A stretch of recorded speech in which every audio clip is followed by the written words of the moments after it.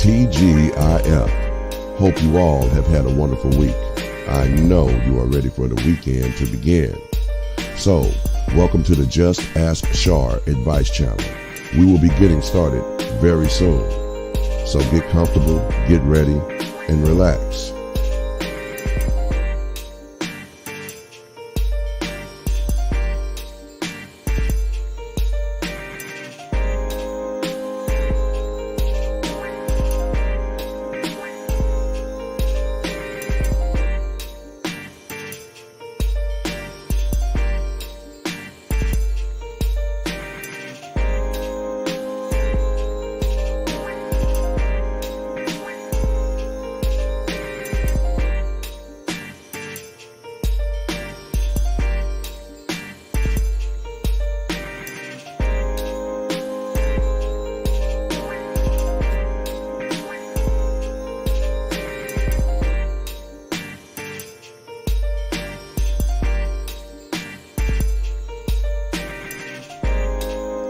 We sincerely thank you all for your support.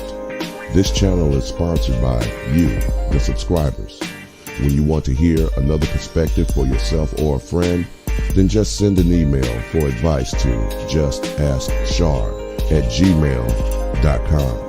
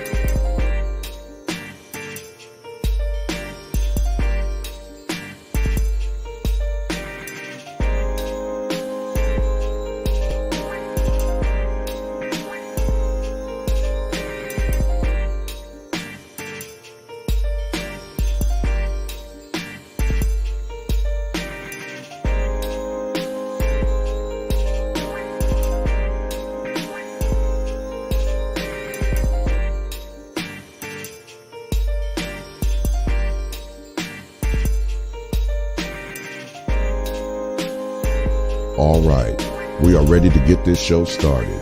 Be sure to like, share, and subscribe. Tell a friend. There will always be a perspective or some advice that someone can benefit from and use. Now, here's your host of the show, Char Willing. Greetings, TGIF everyone. What's happening? What is going on? I hope you guys had a good week. It's been pretty well for me. The temperatures has dropped. It is rumored that there's a temperature machine out there, and maybe some truth, because how you go from 80 down to 40 something. I'm just saying. Well, other than that, hope you all are keeping yourself safe, because a lot of cities are opening up because they need some revenue. They say enough of all of this cautious talk. Get on out there and take your chances. That's what's going on. Let's see. We have who is this person? He is our governor, Governor Pritzker. He extended the eviction moratorium to the end of the month. A lot of people are saying, hey, this is just too much. We can't pay our bills. And I'll probably get a chance to speak about that on article reaction, because there's a lot of people that are saying, it's become a little bit much for them. And it's understandable. I'm not sure how it's going to work out for them if they say, okay, you can put the person out, June 1st, or file, because more than likely you still have to go through everything and file the paperwork, and then it can still take up to 90 days to get the person out. So now you're looking at the fall. So you're still losing rental income. So what happens then? So this is going to be interesting. A lot of people are suffering. It's just, it's a tough time. And as far as all the money that has been allocated to all these different places, it should have been something there for those that cannot pay their mortgages, because there are people that are landlords and they're not able to pay their mortgage, and they're going in foreclosure if they're not already there. So come on, at least help those people out. They're business people, if you want to look at it that way, and then they're just regular people like us. So hope that turns out, and I'll keep you updated on that. Also, what's been happening, there is I don't know if you call them Latino or Spanish, but I'll be safe and say both.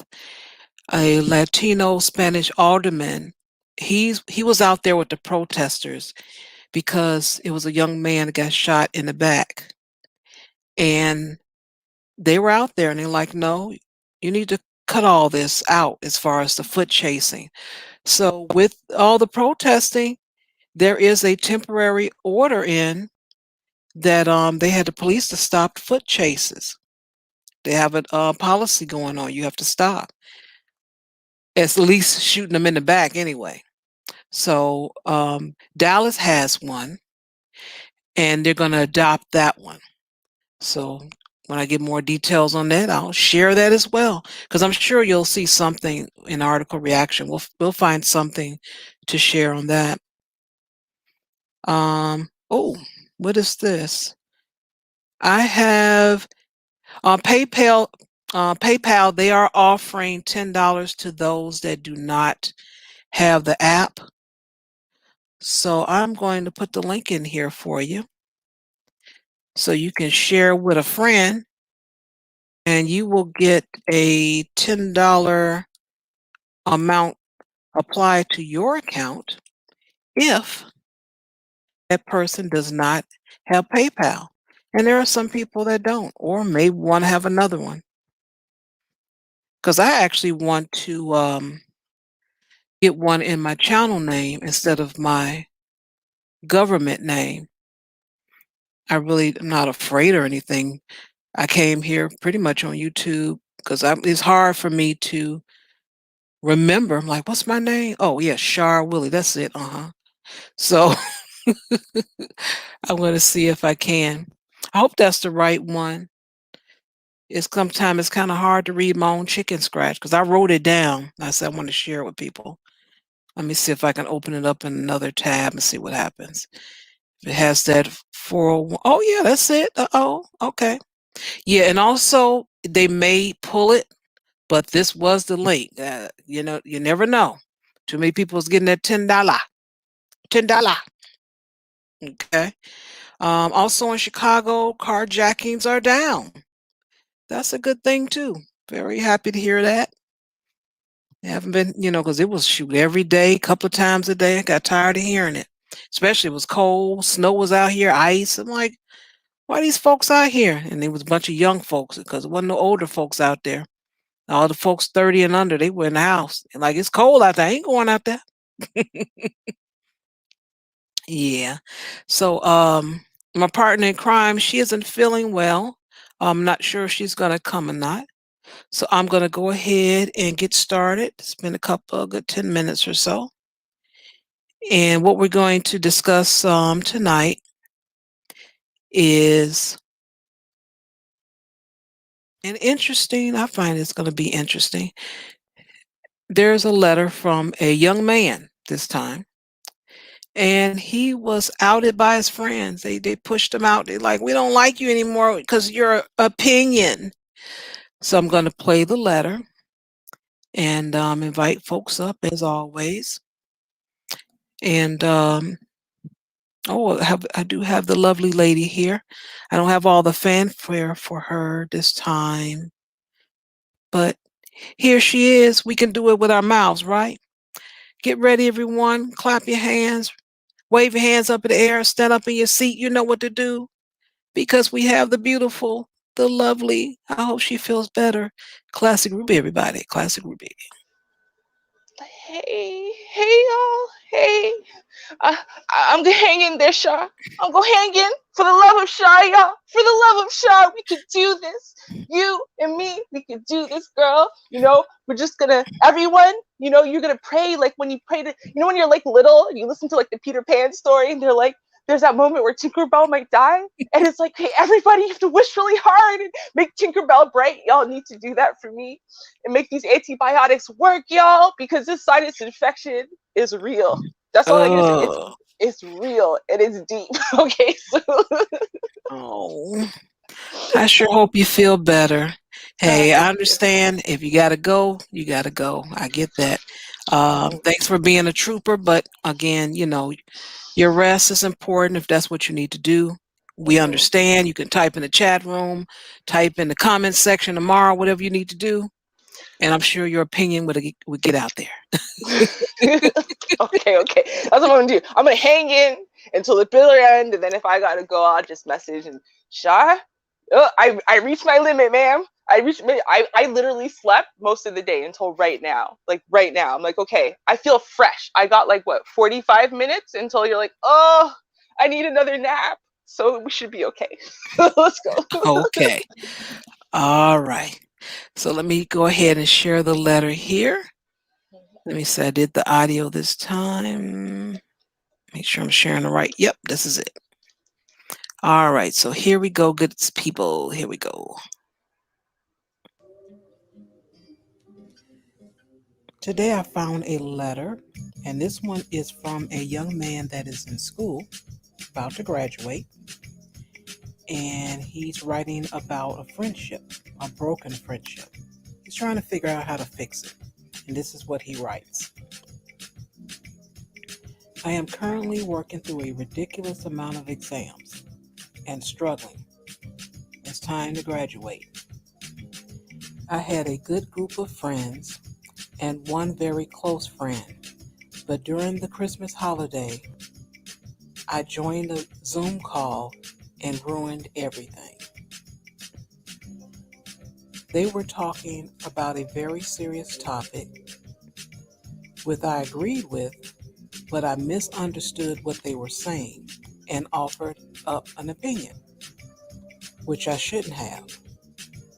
After the person that's the center of the attention of the group, had already headed out with me, made what I said sound a lot worse and made me the enemy. I tried to apologize, but to no avail. I was also not in the best mood, didn't want to argue, so I just left the group because I'm entitled to my opinion. Later, I was messaged by my close friend, and she basically told me that she understood and that she respected me. I stopped communicating with them entirely, and it's been about a month now. I thought that maybe someone at the group would contact me or even my good friend, because I do continue to stand by what I said, and I decided to leave the woman alone. But now I'm really starting to feel the effects of losing the group, and I have not even heard from my good friend. I want things to go back to normal. That's all I'm asking. And I have talked to a few people, and I understand that we fell out so badly, but it was a misunderstanding between both parties. I also learned that I was almost instantly replaced by one of the people I was good friends with. I just want some advice on how to fix this. I don't feel they actually want me back though, and I am feeling lonely without them. To sum this up, I said something wrong on a call. Now I'm being ousted, and I'm alone, and I just want to fix things. Well, this sounds like a familiar subject. Hmm. All right. I wish there was more. I don't know. There's so many different directions we can go with this because everyone has had examples of people ousting you because your opinion, arguing with you, want to beat you up, all kind of stuff over opinion. So after we can try to figure out what he's talking about, and I wish, man, I wish he had more information because I want to know what it was about. You Right. know? That's what I was thinking. Like, was it sounds like something, it's one of those topics you just don't argue about, like religion, politics, and or race with certain groups. Like, like it's just like, what could it have been that was Right. so offensive that was like the whole group just said, "Nah, we don't want to deal with you no more." Sorry. Right. And I really want to know what that is so I can, attack that and then go on, and go in a different direction. But man, I don't know. We really gonna have to do the best we can. But you know what? I don't know. I don't mean any harm with this, but when I heard him, when I read, he said that he said he was lonely. I haven't really heard men say the word lonely, but a couple of letters I've been receiving or reading that's posted, they're using the word lonely. That's something. Yeah, I'm sorry to hear that, but That's, you know what, I mean, maybe they're getting in touch with their feelings enough to express them. Because remember that news story I did, I think it was in China, it's either China or Japan, where they invented that hand. Okay, and it's like a hand you strap to your forearm and it holds your hand, and like, right. right, it gives you that simulated feeling of walking through the crowd with someone. And they made the one for men first, right? Because men Mm, were more lonely, men needed it more than women did. And it was going to be something that was more detrimental to society if men didn't get it before women. So that goes to show you that men aren't as good at filling that kind of social need and the social void in their life the way women are, I think. So it may, mm, right. And then now you've got COVID. I think a lot of guys used to get around loneliness by going places where they were not alone, even if they didn't really know people. So, like maybe a bar or to the gym, or to the courts to play basketball or something where you don't necessarily have friends there, but you're not alone. Like, mm-hmm. there's a whole bunch of people around, people who they don't really know you. They're not there for you, but they know your name. They say, "What's up?" Um, I dated someone once who used to just want to go to the bar to see a friendly face, he would say, right? It was just, he just wanted people who know his name. They're not there for him. They don't know his phone number. They don't care about him at all. Um, but they just knew his name. So it made him feel good to get that, "Hey, what's up?"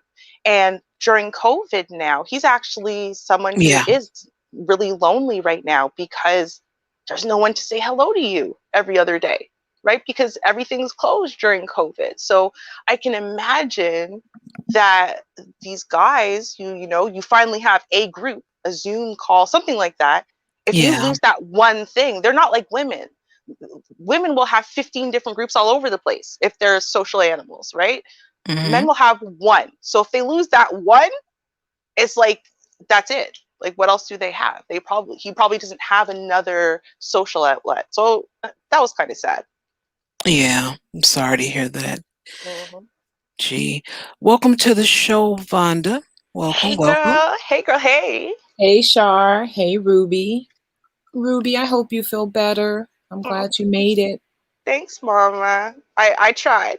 I tried. I couldn't. I didn't want to miss you guys. Fridays are like my second favorite next to the new show, but like my favorite. So. We didn't want to miss you. We didn't want to miss you. We wanted you here. Aw, thank you. Okay. Yes.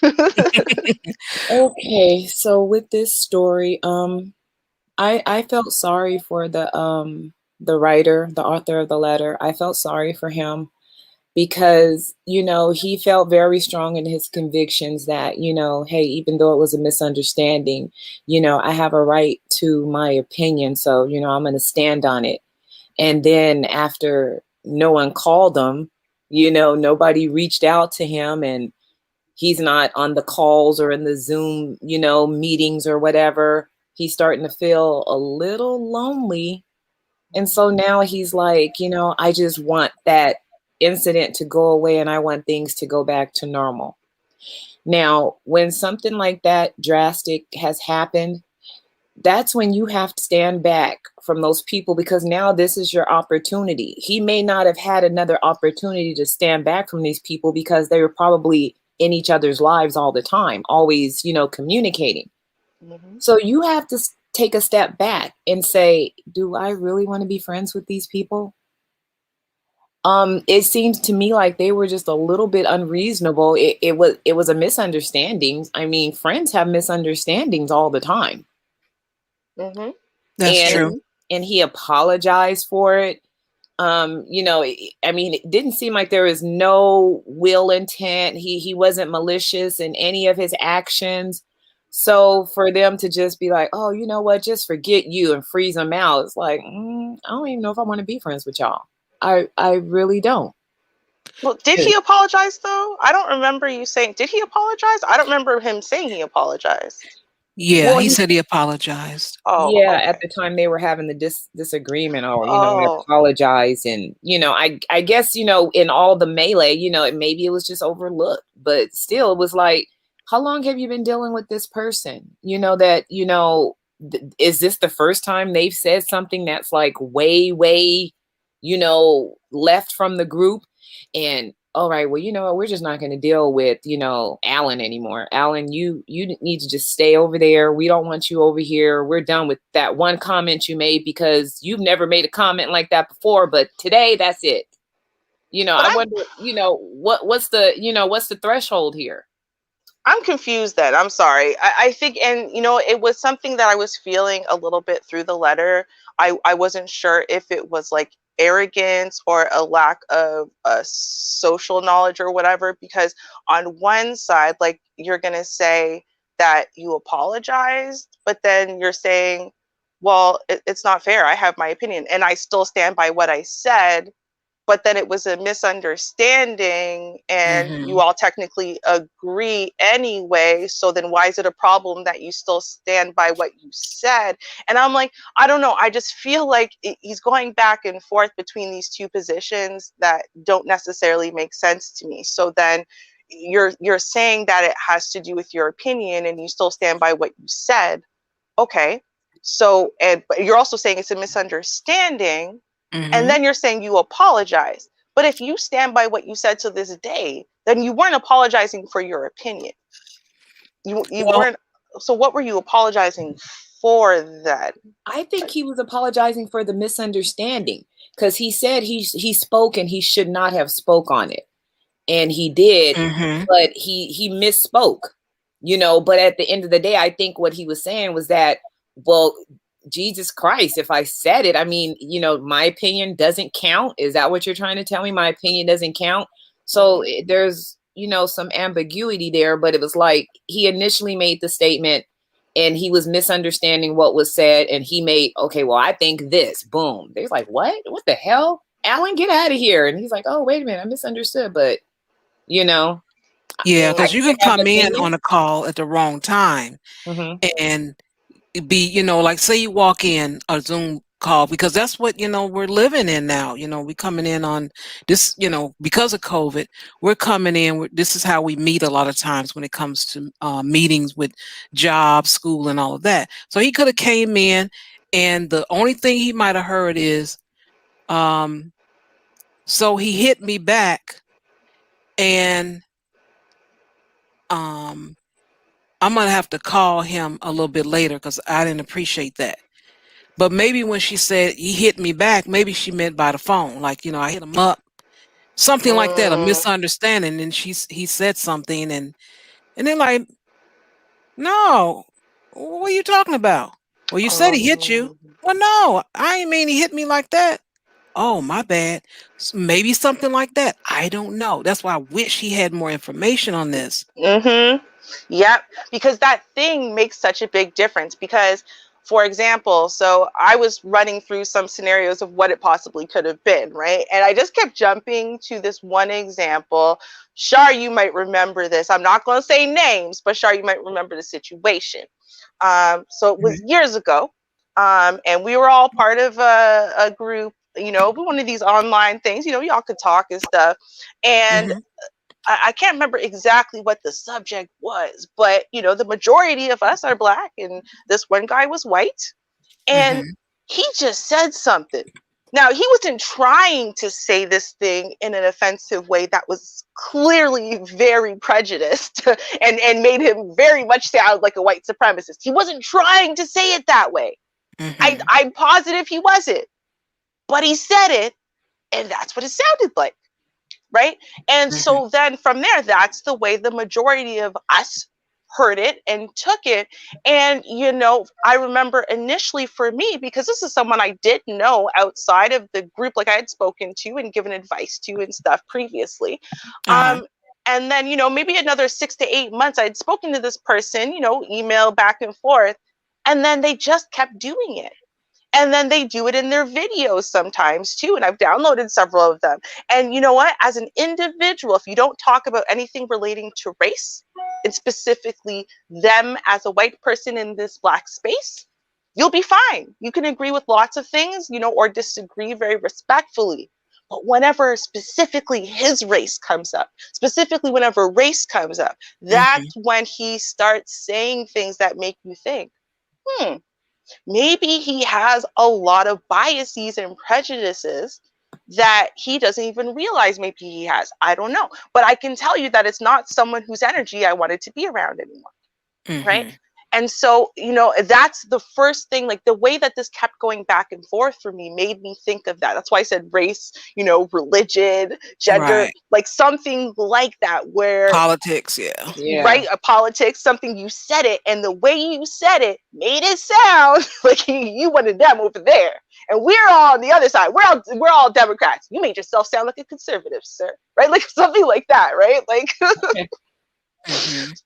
So I wonder if it's something like that. I mean, if it's something like that, that's the iffy part about it, because once people see you in a certain light, and now it's been so much time has passed, it's very hard for you to shake that belief system with the majority. So you can maybe, like with your friend already contacted you, that one person, but like, honestly, if the majority already see you like that, even if they did let you back in, I have a feeling that it's just a matter of time before they say, see, told you he was like that, and then boot you back out. Like, that's just my 2 cents on that, if it's one of those things. And I'll say this, and then we'll have DeAndre in. I do know too the difference between online and in person. The attitudes are totally different. Totally. And so I'm the type of person, I'm the same way regardless, so it doesn't matter. And even myself, some of the people that I work with, some of the things, how they brush me off, they wouldn't have done that to me in person, because that's not the person I am. I go to the person, I'll ask. If I don't understand something, I'll ask. If you push me off, I'm going to try to figure out why. And especially if you have information that I need, and I will challenge you on that. So I do know the online and in person is totally different, and it could be a situation like that as well. And I'll stop there, put a pin in it, and invite DeAndre to speak. How are you today? I'm doing okay. How's everybody? Ruby. King Teddy, how are what's you? up? Hey, Vonda. Shar. Ruby's doing well. Glad to hear that. I hear. I hear, King Teddy. I hear. You know how we do. I gotta. My thing is this: by hearing this, I just hearing they stabbed me in the back. They were plotting on me. I don't know why they thought like this, and they're not talking to me. And you know what it really is? When people come, when you have a group of friends, and if you're saying this one thing led them to just leave you alone, and one person only talked to you, and then they don't invite you anymore, that person was just telling you what the group has already decided. And with this, what I think what actually happened is they were already just waiting for an opportunity to separate themselves from this individual, from the Yeah. person. Yeah, Yeah. yeah. Because this is they probably like who you're dealing with over a certain period of time when they make certain outbursts or they're talking a certain way, right? Mm-hmm. And when you're with your friends, even in person, the more you say, um, you'll be comfortable to say it. And sometimes we all have or ran into that person that was a part of the group that was a friend or whatever, and we like, yo, that's your peoples. Like, get your peoples. Mm-hmm. Be like, because just because you're a part of a group doesn't mean you're close of everybody within that particular group. Mhm. Everybody has people, like, as the whole, but everybody has a person that's like, okay, you're cool with this person, y'all are more closer to each other than the rest of the group, so you may Mm-hmm. need to have to talk to them. And that's why that friend talked to them, because probably he was invited to group through that friend. He wasn't maybe originally a part of that group, and they allowed him to be there, and he may have been misspeaking and misspoken and misstepping, and they might have not wanted to pull him up because out of respect for that friend, but they probably say, look, man, you even got a choice to make. You can go hang with him, but we can't deal with him after that. That's too much. And that's probably what happened. And then the friend chose to be with them instead of him because or the person in question that wrote in was doing whatever. They were doing too much. Mm-hmm. That's Yeah. why I was saying, okay, is this the first time he's like made a statement that kind of rubbed the entire group the wrong way? I just can't imagine that he says this one time and then everybody's done with him. So I would have to agree that, they've been looking for a reason to get him out of there. And if they can just dump you like that, like I say, I just think he should really just take a look at the situation and look at all the things that have happened. And do you really want to be friends with these people? What's going to happen the next time you say something that, rubs the entire group the wrong way? Mhm. It seems like they're just kind of tolerating you, and it ran its course when you made this one last statement. Mm-hmm. You know what? I want to say this also. Especially, we don't know how old the gentleman is. I'm going to say the majority of people under the age of about 45 these days are very socially retarded. I know that's like such a taboo word, but that's what it is. And it's because so many of us, our entire socialization lives revolve around the internet, clicks, likes, views, none of it's real. So as a result, we don't actually really understand human behavior. We don't understand human relationships.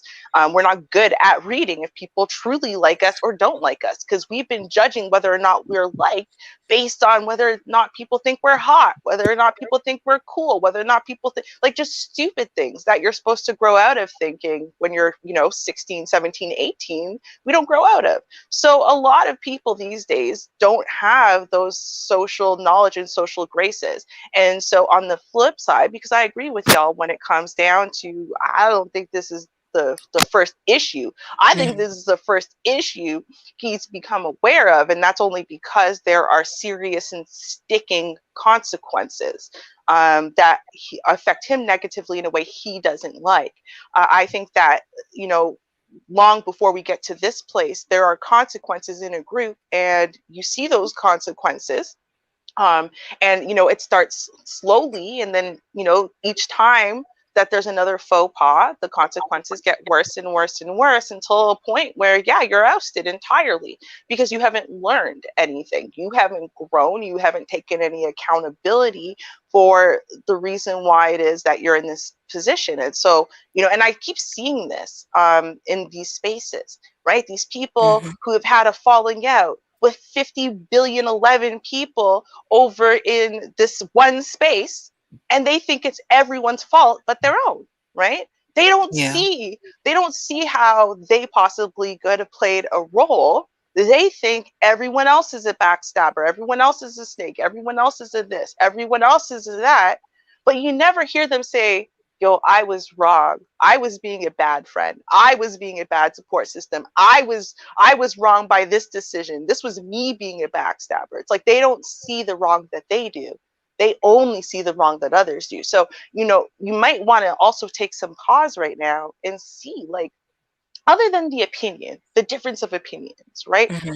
Are there things within that discussion or within this group in general you've been dismissing and saying, well, that's just me being a man, or that's just me, blah, blah, blah. That's just my personality, that maybe you shouldn't be dismissing because if it hurt you with this group, even if you moved on to another group, it's going to hurt you in the next group and in the next group and in the next group. And you're going to keep feeling like you keep getting stabbed in the back, and everyone's going to keep feeling like you're just trampling all over them or whatever the issue is. So, you might need to check yourself too. That is true. I agree.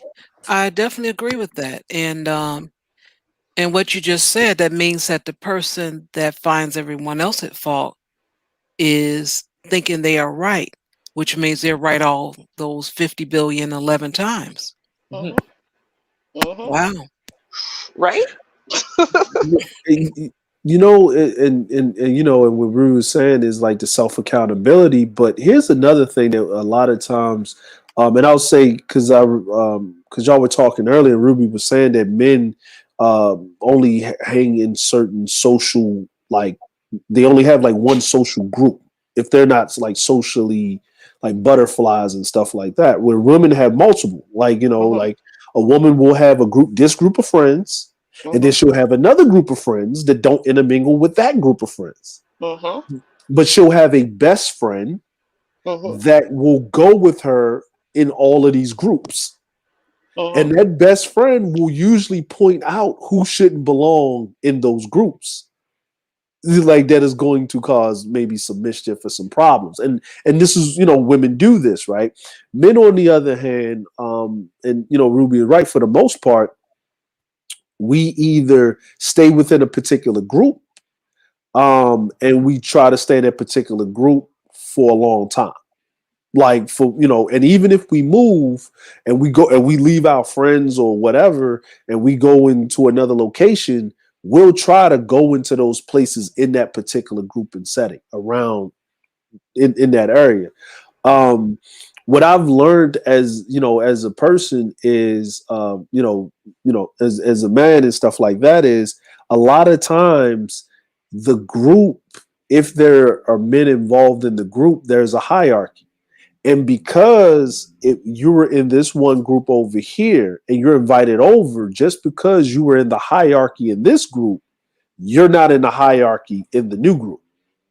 And things that you were allowed to say and be yourself over here, you're not allowed to do it as much in this new group, even if you were invited in by a fellow friend as a man. Like, and this is probably what probably happened, because when a man's comfortable with saying his opinion, and we're not talking about online because people got avatars and they scream and yell and whatever, right? But we're talking about in person, because with men, we always have that thing. You can get punched in the face if you say the wrong thing. Okay. That's how we operate. That's what that's how we operate. Like, women can talk to each other to a certain degree, and they can use their words to cut. They don't have to get physical.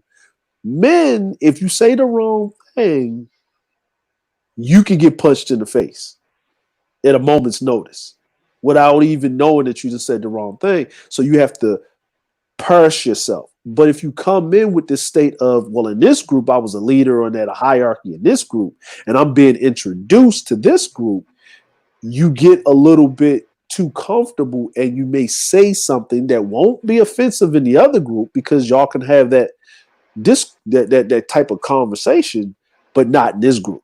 because you don't have this. You haven't paid your dues enough to get the respect and the admiration of the group. And if it's women in the Mm. group, and then there's men in the group, the women are going to follow the men's lead. And if the men in the hierarchy are looking at you crazy, the women, whether they may agree with you or not, they're gonna look at you crazy too. Mm-hmm. That's Mm-hmm. true. Yeah, that is true. It's so true. Okay, so and on that note, right? Because you have, I mean, some guys, and we have to be honest here, right? Some guys just naturally pull more rank, just with their personality, their presence, their vibe, whatever, right? So like some new guys who enter a group, right? Especially a mixed group, right? They start at the very bottom, beyond the bottom. Some guys start right in the middle, and the very select few start at the top. Right? I mean, it's a very select few, but most of the guys that I'm talking about, right? They're the ones who come in. They start at the bottom, but they don't understand why they're starting at the bottom, right? So they're kind of jealous of the guys who are at least starting in the middle, right? In fact, brand new guys might have come into the group after them, who seemingly start above them in the hierarchy, and they think that that's wrong. And so then, there's a lot of, I'm going to say, pushback, right? And that pushback can lead to an issue because women aren't going to understand the male dominance hierarchy battle thing, right? Like we don't get it. We don't care, right? Because that's a male thing, right? We want to come in, we just want to have a good time. We don't want anyone to make us feel uncomfortable. We just all want to enjoy ourselves. Everyone be them, right? Women will say that. Just be yourself and have confidence, right? And we don't understand how hard that is for men to do in Nope, social situations, right? So like absolutely not.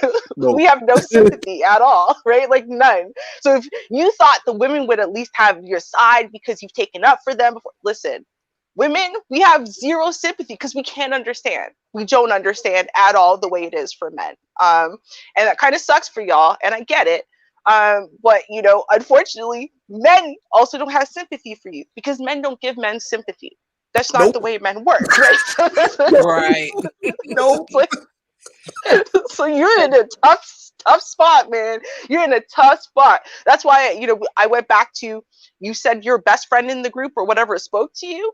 That right now is your connection point, because there's no one else you can speak to. The women Right. will have no sympathy. The men will have no sympathy. The one person who took pity, not sympathy. I don't know if it was a man or a woman. It wasn't sympathy though. It was pity. Okay. You need to talk to Woman. that person.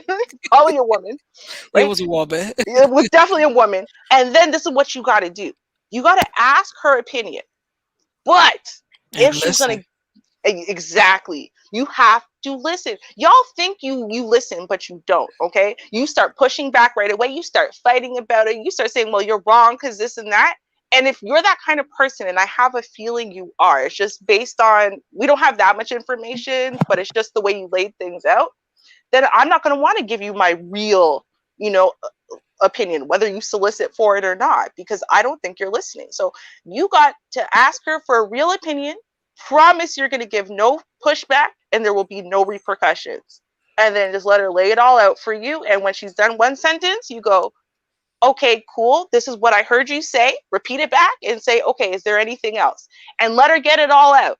Okay. And then you sit and digest that information, because there's probably a bunch of stuff that you don't even realize you're doing that no one else is doing but you. You think everyone but you is doing it, but they're not, because again, they went through their stripes to get to where they are, where they can joke with the ladies a certain way, where they can rib on the guys a certain way, where they can pull rank a certain way. They went through their stripes, and you just kind of thought it should be handed to you, and that's not the way these little groups work. Nope. So mhm. That is no. What Ruby said is true. It's a thing where you, as a guy, if you're in a group, and I'm gonna be honest with you, a guy, okay, only in mixed groups will this kind of happen. Like with the whole, they're not talking to me, and only one person came and talked to me, right? If it's a only guy group, oh, he would have already known. They would have told him, yo, what you doing around here? Yo, we don't mess with you like that. Why you here? I believe you. Yeah. or people, or they will do this all of a sudden, right? Hey man, what's going on, guys? Hey man, I'm gonna be out, man. I got something to do. Me too, bro. I'm out too, man. All right, man. We'll catch you later. All right, cool. And everybody will roll out, and then that last dude will stand there and then look you in the face. All right, man. I'll see you later. It was like, man, why's everybody leaving? Man, you don't remember what happened the other night? Man, you was running your mouth. We You had to gotta keep it go, huh? professional. He said, "Yeah, you gotta go." Like, no, but guys will tell you, man, everybody's leaving because of what you did the other day, man. I thought y'all was over that dude. He almost punched you in the mouth. Like, no, hey, you know what? It's probably best that you don't come around for a while. That means ever. and you know what I mean? Or there has to be, or someone has to, like, the only way for him to get back in the group is, like Ruby said, is listen to what, the person that talked to him about, then give it some time. Whoever was the most offended, you have to apologize to them directly if they want to talk to you without nobody else being around. Right? Because when you do something publicly, everybody says you should apologize publicly, right? But when you take the extra step and say, look, I didn't mean it that way, but if you are offended, I'm sorry. And then here's another thing. Don't say everything you fucking thinking. Like, I know it may seem like I say everything that I'm thinking, but I don't. Because I think some really dark, egregious stuff a lot of times. I keep my mouth closed. Even when we're being petty, with just us talking, I keep a lot of my opinions to myself. Oh, you're the king. Y'all, I'm going to tell y'all, DeAndre is the king of social affairs, okay? He will sit there and he will adamantly oppose what you're saying, but he will never say that directly. This is what he does, okay? So he's going to tell you, right? He's going to say, the sky is blue, right? And I'm going to go, yeah, but you know what? Most days the sky is red. And he's going to be like, that's right. Most days the sky is red. But let me tell you something too. And then he'll just keep explaining why the sky is blue. Like, he won't sit there and tell you, no, you dead ass wrong. The sky ain't never red. You're an idiot. So he has this way of making you feel like he didn't really disagree with you, right? And like 10 minutes later, it'll click in. Wait a minute. He hasn't agreed with the damn thing I actually said all night. Not once. But like, the moment passed now. So you ain't mad, right? Like, you have to get skills. DeAndre's got skills. He's got mad skills. And I'm telling you, I'm an incredibly argumentative person. Everyone knows it. Fine. Whatever, right? I just like having debates. I do. But DeAndre has figured out his way. It's okay. People say I have a way. He has a way because he can just work all the way around me. He lets me speak. He lets me give my opinion. He totally validates me. I'm 1,000% right. And then everything after that is him technically disagreeing with everything I just said. But it's like, because he already said I was right, I'm good. I'm ready to listen now because he already said I was right. Lord, Surrender to win. No, but I'm gonna tell you how I got that way is because being an only child and me being my own best friend and not allowing to speak because my only other friend in the house was my mom. And you're not allowed to speak to adults in the Black household like they're your friends. So going outside and getting punched in the face for saying something will really change your way of talking to people. okay. Well, I must say perception is everything because, okay, this is just Vonda. From my perception, from hearing the letter be read, I felt sorry for this guy. I was like, oh my gosh, his friends turned their backs on him. And all he said was something that he apologized for. It was a misunderstanding because the way he explained everything in the letter, he kind of just explained it all off like, oh, this is just a one-off. And, I misunderstood what they said. But I apologized for it, but still no one's speaking to me. So now we're going to get to Ruby. Ruby, her perception was like, they're probably not speaking to you because you're probably a jerk. You probably say stuff all the time to rub the group the wrong way. And okay, that didn't cross my mind, but it makes perfect sense. It totally makes perfect sense. Which, I mean, I'm going to go back to my original statement that he needs to just take a step back and just take a look and see what the common denominator is, what's going on, you know? And do you really want to be friends with these people? But it sounds like they don't want to be friends with you. So why would you Yeah. want to be friends with someone who doesn't want to be friends with you? Unless, you know, his behavior is something that can be corrected. In most cases it's not, because people are going to be who they are, and either you're going to accept them where they are, or there's going to be deal breakers, because you're going to be like, look, I can't deal with those outbursts where he just comes in to the room and just says random things, not knowing what's going on. He this is the 20th time he's done this, and I'm sick of it. Yeah. I say more than likely it's a lost cause. Yeah, I don't know the history or anything like that, but I know enough that you have a group of folks and they're not interested. Sometimes you have to accept that and like, okay, they're not interested. I apologize. I did what I was supposed to do. Okay, now it's time to move on. But you can backtrack so you can learn. You can speak to that one friend and say, okay, I'm going to listen. What happened? Give me your interpretation. I'm going to listen and see what you got to say. And if he does do that, then he can learn from it. Or he can just say, forget it. I'm okay with this. I'm going to stand on what I said. I'm done and move on. But normally, and I do mean normally, when it comes down to groups online, it's a done deal. Hmm. No, and that's absolutely true. But I'm going to say this, you know, ego and pride are terrible things to waste. And I say that because you can waste a whole lot of your life, you know, protecting something, right? Because your ego is too fragile or too strong, however you want to phrase it, right? To accept where you are not strong, right? You might think that putting your foot down and not being willing to this and that or whatever it is with this opinion is you being strong, but it's actually you being weak.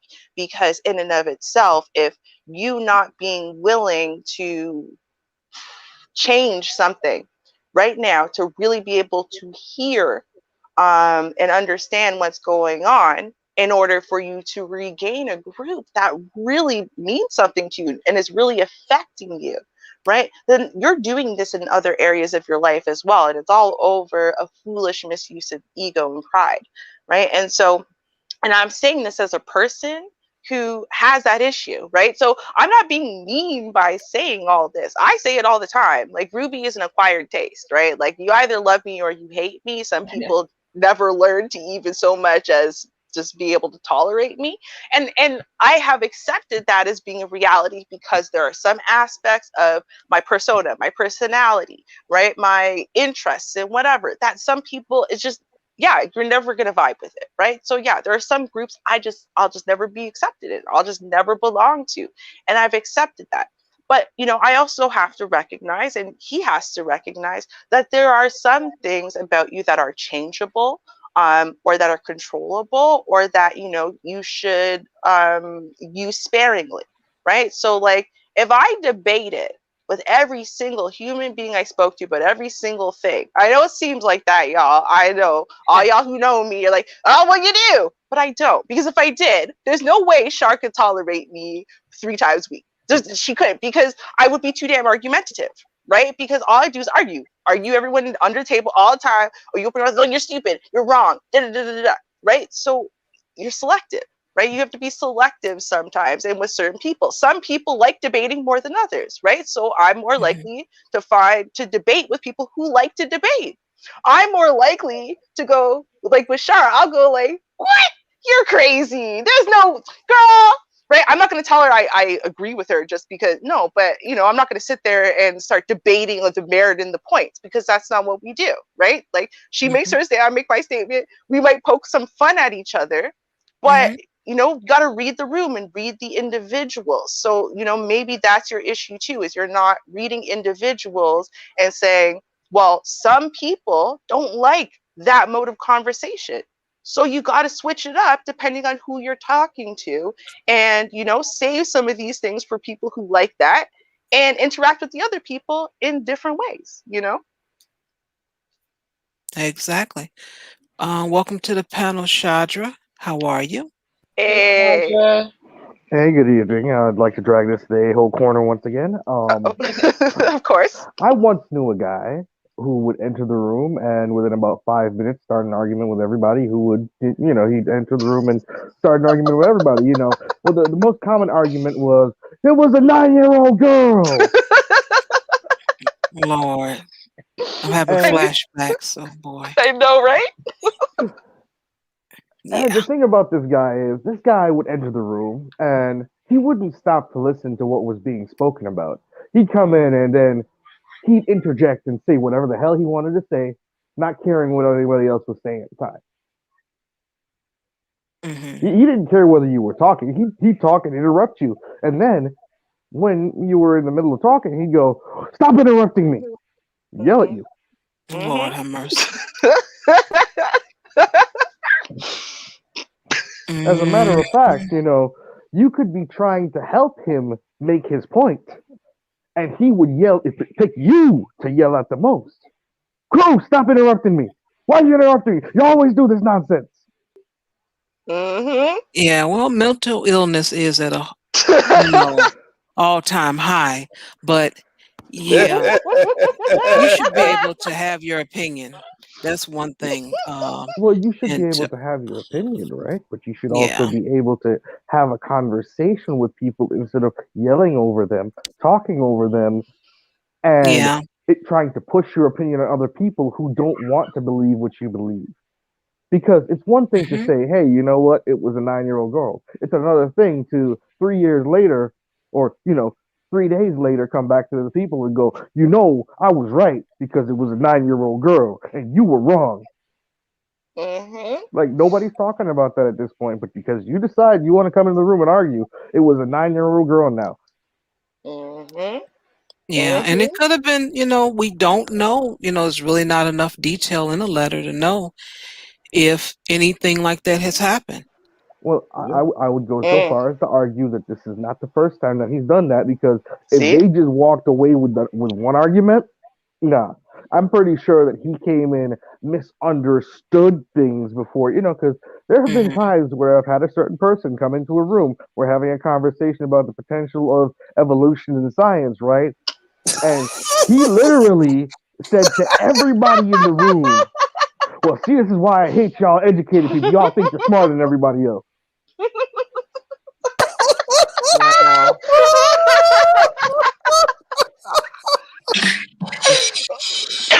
Oh God!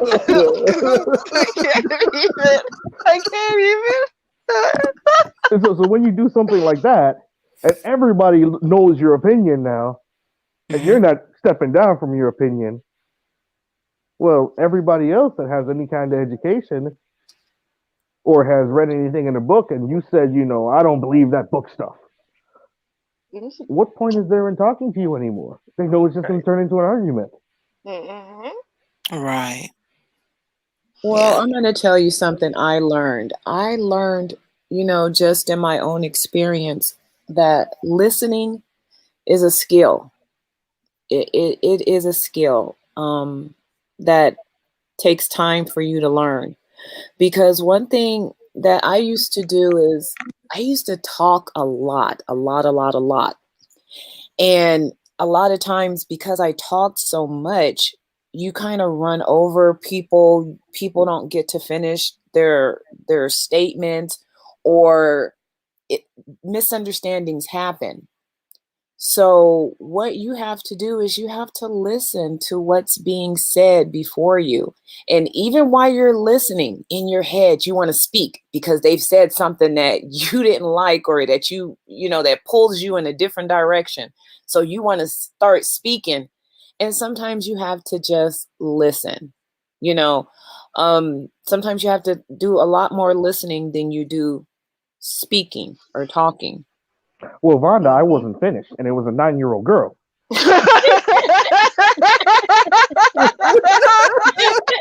Oh, Vonda, I knew it was coming. I knew that was coming. I knew it. I knew it. I'm sorry for interrupting you, Shadra. I should have listened. I should have listened more. But okay, you know what though? That brings up a good question though, right? Because I agree with you. You have 2 ears and 1 mouth for a reason, and I'll tell y'all, if you have that issue, the online socialization thing is like your best friend to learn, because the mute button can be your best friend. You need to learn how to mute yourself, because if you can't help yourself at first, right, as you're learning socialization skills, mute your damn self. So that way, while you're sitting there and interrupting and talking over people and blah, blah, they can't hear you being an ignorant ass. But my question is this. Now, what if you come up against Mr. in A-hole corner's example here, right? We have Mr. 9-year-old girl, right? So what if you come up against this type of person, right? So he's come in now. Y'all were all talking about whatever. You're talking about science, right? And he comes in and interrupts y'all to talk about the 9-year-old girl, right? It's like not a hello. There's no, pretending you're going to be part of our conversation first and slowly segue. We're just going to start talking about the 9-year-old girl again, right? So is it now, do you have to apply proper social rules to this person, right? As far as like, okay, well, I guess I have to be polite, so we're going to have that conversation. Like, what's the right way of kind of addressing this person, right? Because you can let them sit there and not know that they're being socially rude and socially awkward and blah, blah, blah, blah, blah, right? Or you can try to address it. So what's the best course of action? I know what works. Mm-hmm. If you're in a chat room and this happens, then everyone that was holding the conversation go to a different chat room and continue the conversation. That's true. Or you can treat the person like a child and say, "Excuse me, do you not hear me talking?" The beauty about that is some people are so ignorant that doesn't work. Because, I heard you call me an ignorant ass, Ruby.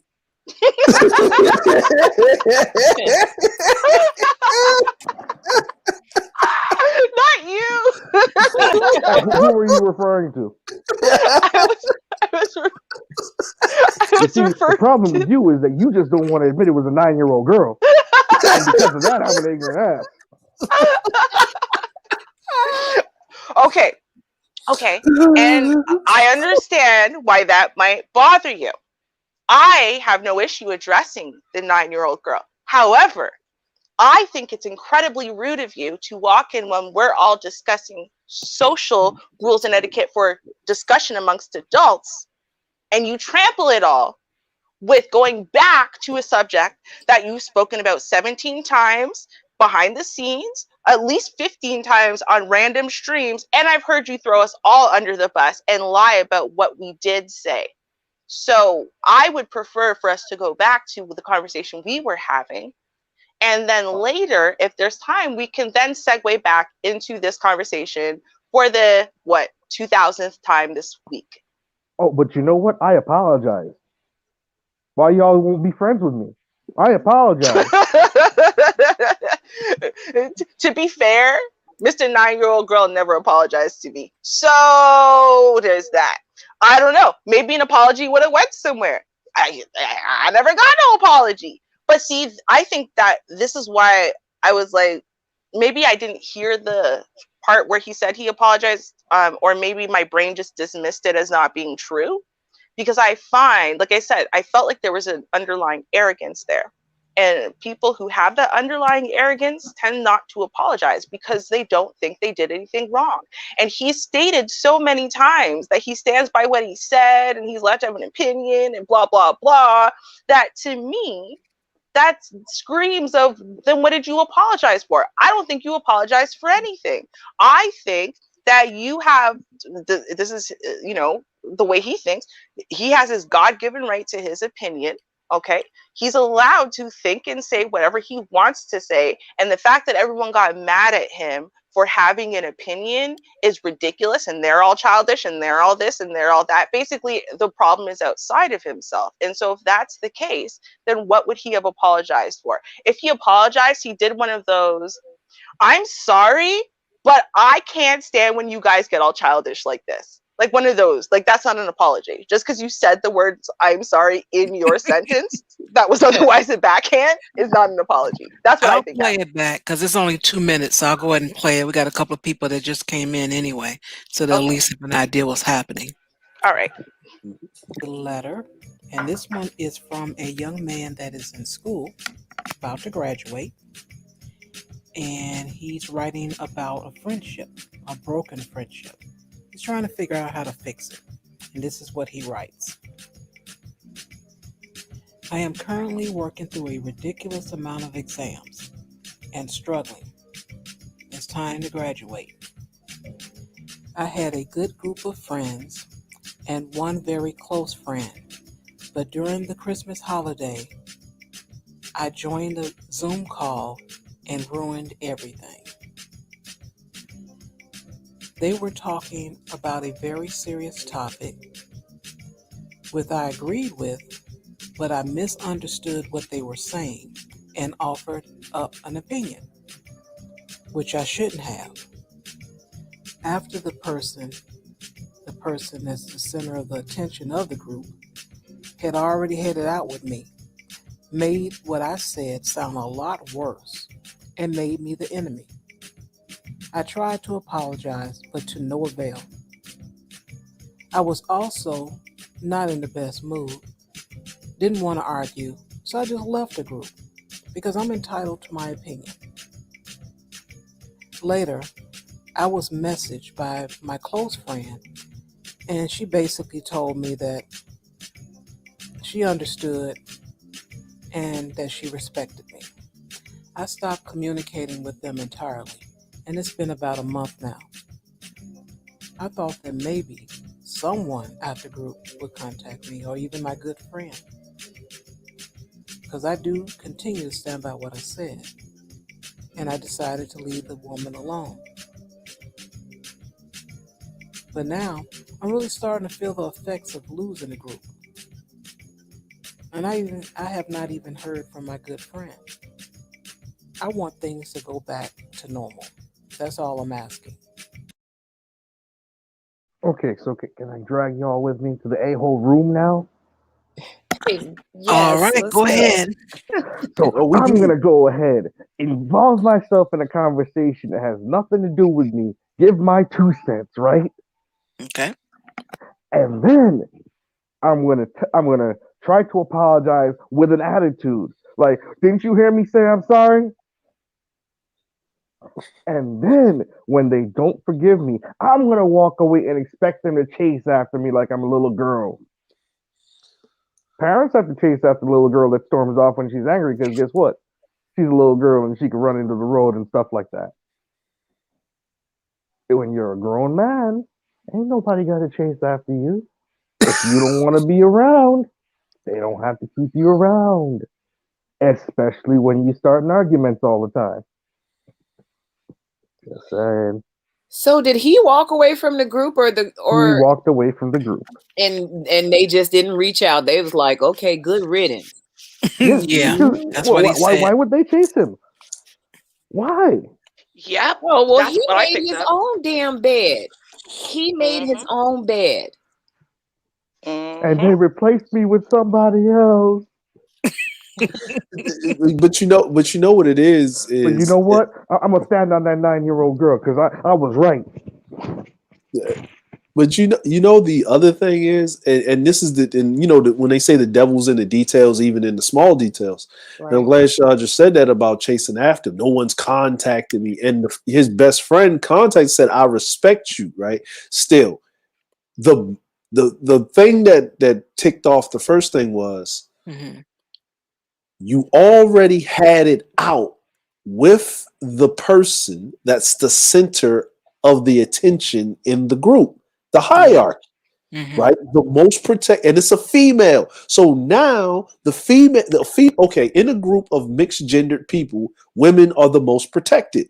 The one that's the center of the attention in the group is the one that's the most prettiest, which is the woman, right? Now you came in, she already doesn't like you. So you gave your opinion, and probably in a condescending way of making joke of it, and you realize that admittedly that you shouldn't have said nothing because you didn't realize how maybe serious the situation is. So now the person already doesn't like you. They have the whole group on their side because she was trying to get rid of you anyway. Now we just give it an excuse. Bye. Right? And it was, push came to shove, and probably the conversation that they were having was probably about you in the first place. Well, I have a right to my opinion. You know what I'm saying? My opinion is that y'all just didn't like me to begin with because none of y'all came and chased me. Yeah, nobody's gonna be chasing a grown ass man anywhere. Yeah, and this is a young man, but still. Yeah. Man, he's a young man of college age. He's close enough to an adult or an adult already. I don't know. You know what? No, yeah, he can grown. vote. Yeah, he can vote and all that. Yeah, he's saying about to graduate. You know what he sound like? He sound like he on the pep squad. Could be. and the entire group wouldn't chase him. Well, you know what? He pissed off the entire group, and they shouldn't have to chase him. Right. And see, that's the thing that, if anything, this time around, I just heard even more arrogance than I did the first time. Right? Like, he's like an even more arrogant person now. Because here's the thing, right? The idea that your friend could contact you, okay? She could sit there and actually reach out to you and say, hey, listen, I respect you. I respect your opinion, and you expressing it, and, forget those dudes and what they say. And then your response to that was to accept that in the moment and then actively choose never to reach out to her again. Sit on your hands and say, why isn't she reaching out to me no more? You haven't reached out to her? That's why, because she tried reaching out to you. She did reach out to you. She made contact. You decided not to reciprocate. You decided not to be a friend. And now you mad that she ain't chasing your friendship. Excuse you? So you deserve to sit on your laurels, sit on your hands, and the whole world should come chasing after you and be begging to be your friend, right? Even though they've already made the effort. So you just told me she made the effort. Why isn't the group making an effort with you? Because apparently you don't make an effort back. Like, you're showing this 1,000% because someone already made an effort with you. They went against what the rest of the group really thinks to reach out to you. Say, yo, my friendship with you matters. And you probably kind of brushed that off. Maybe you were a little attitudey towards them, whatever. Fine, right? Because you're not really telling us the whole story there. I 1,000% doubt that conversation went and ended fine. And then you just decided never to speak to her again. Because you said, I decided I'm going to leave her alone. Why? Because she agreed with you and respects you for standing up for yourself and blah, blah, blah. So your response to that is just leave her alone? Bullshit. That conversation went terribly. You know it's all your fault.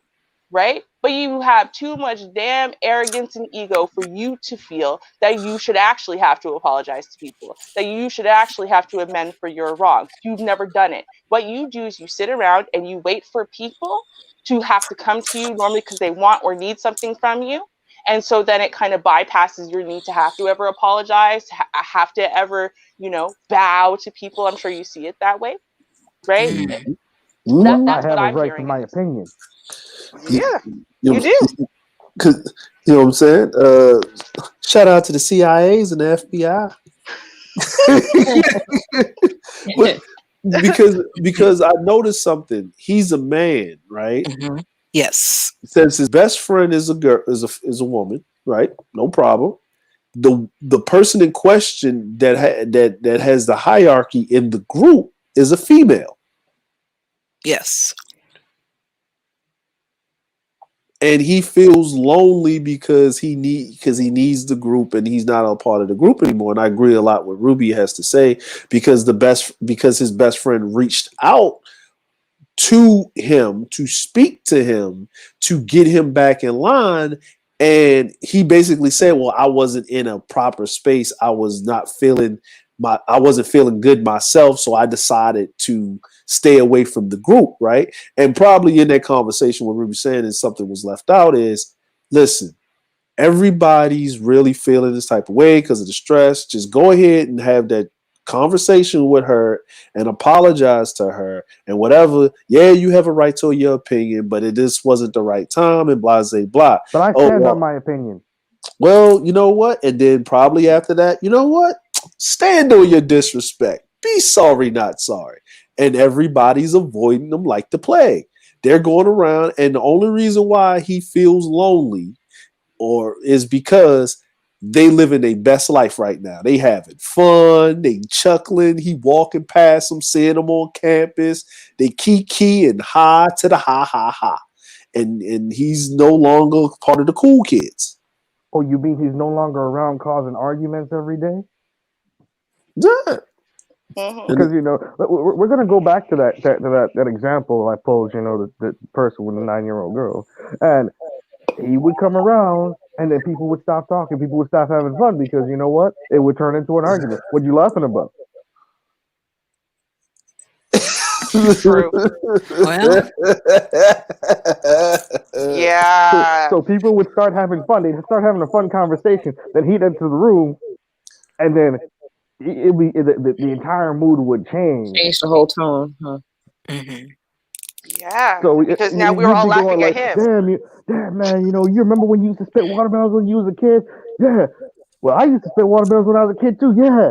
And well, shit, man, I used to be able to spit a seed, from here halfway across the room and almost crack a window. Yeah. Well, I cracked the window in my truck the other night, but ain't nobody asked me about my truck. Oh boy.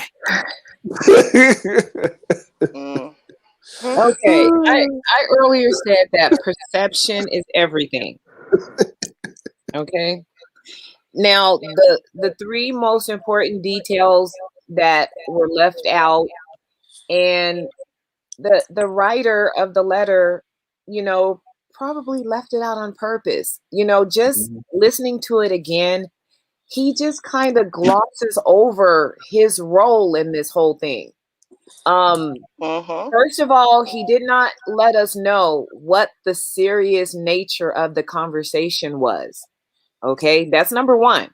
Mm-hmm. Number two, he did not let us know what foolish thing did you say that offended the entire group. Well, what did you say that was so flippant or that didn't fit the narrative of what they were saying that someone, that they got offended? Shouldn't wear white after Labor Day.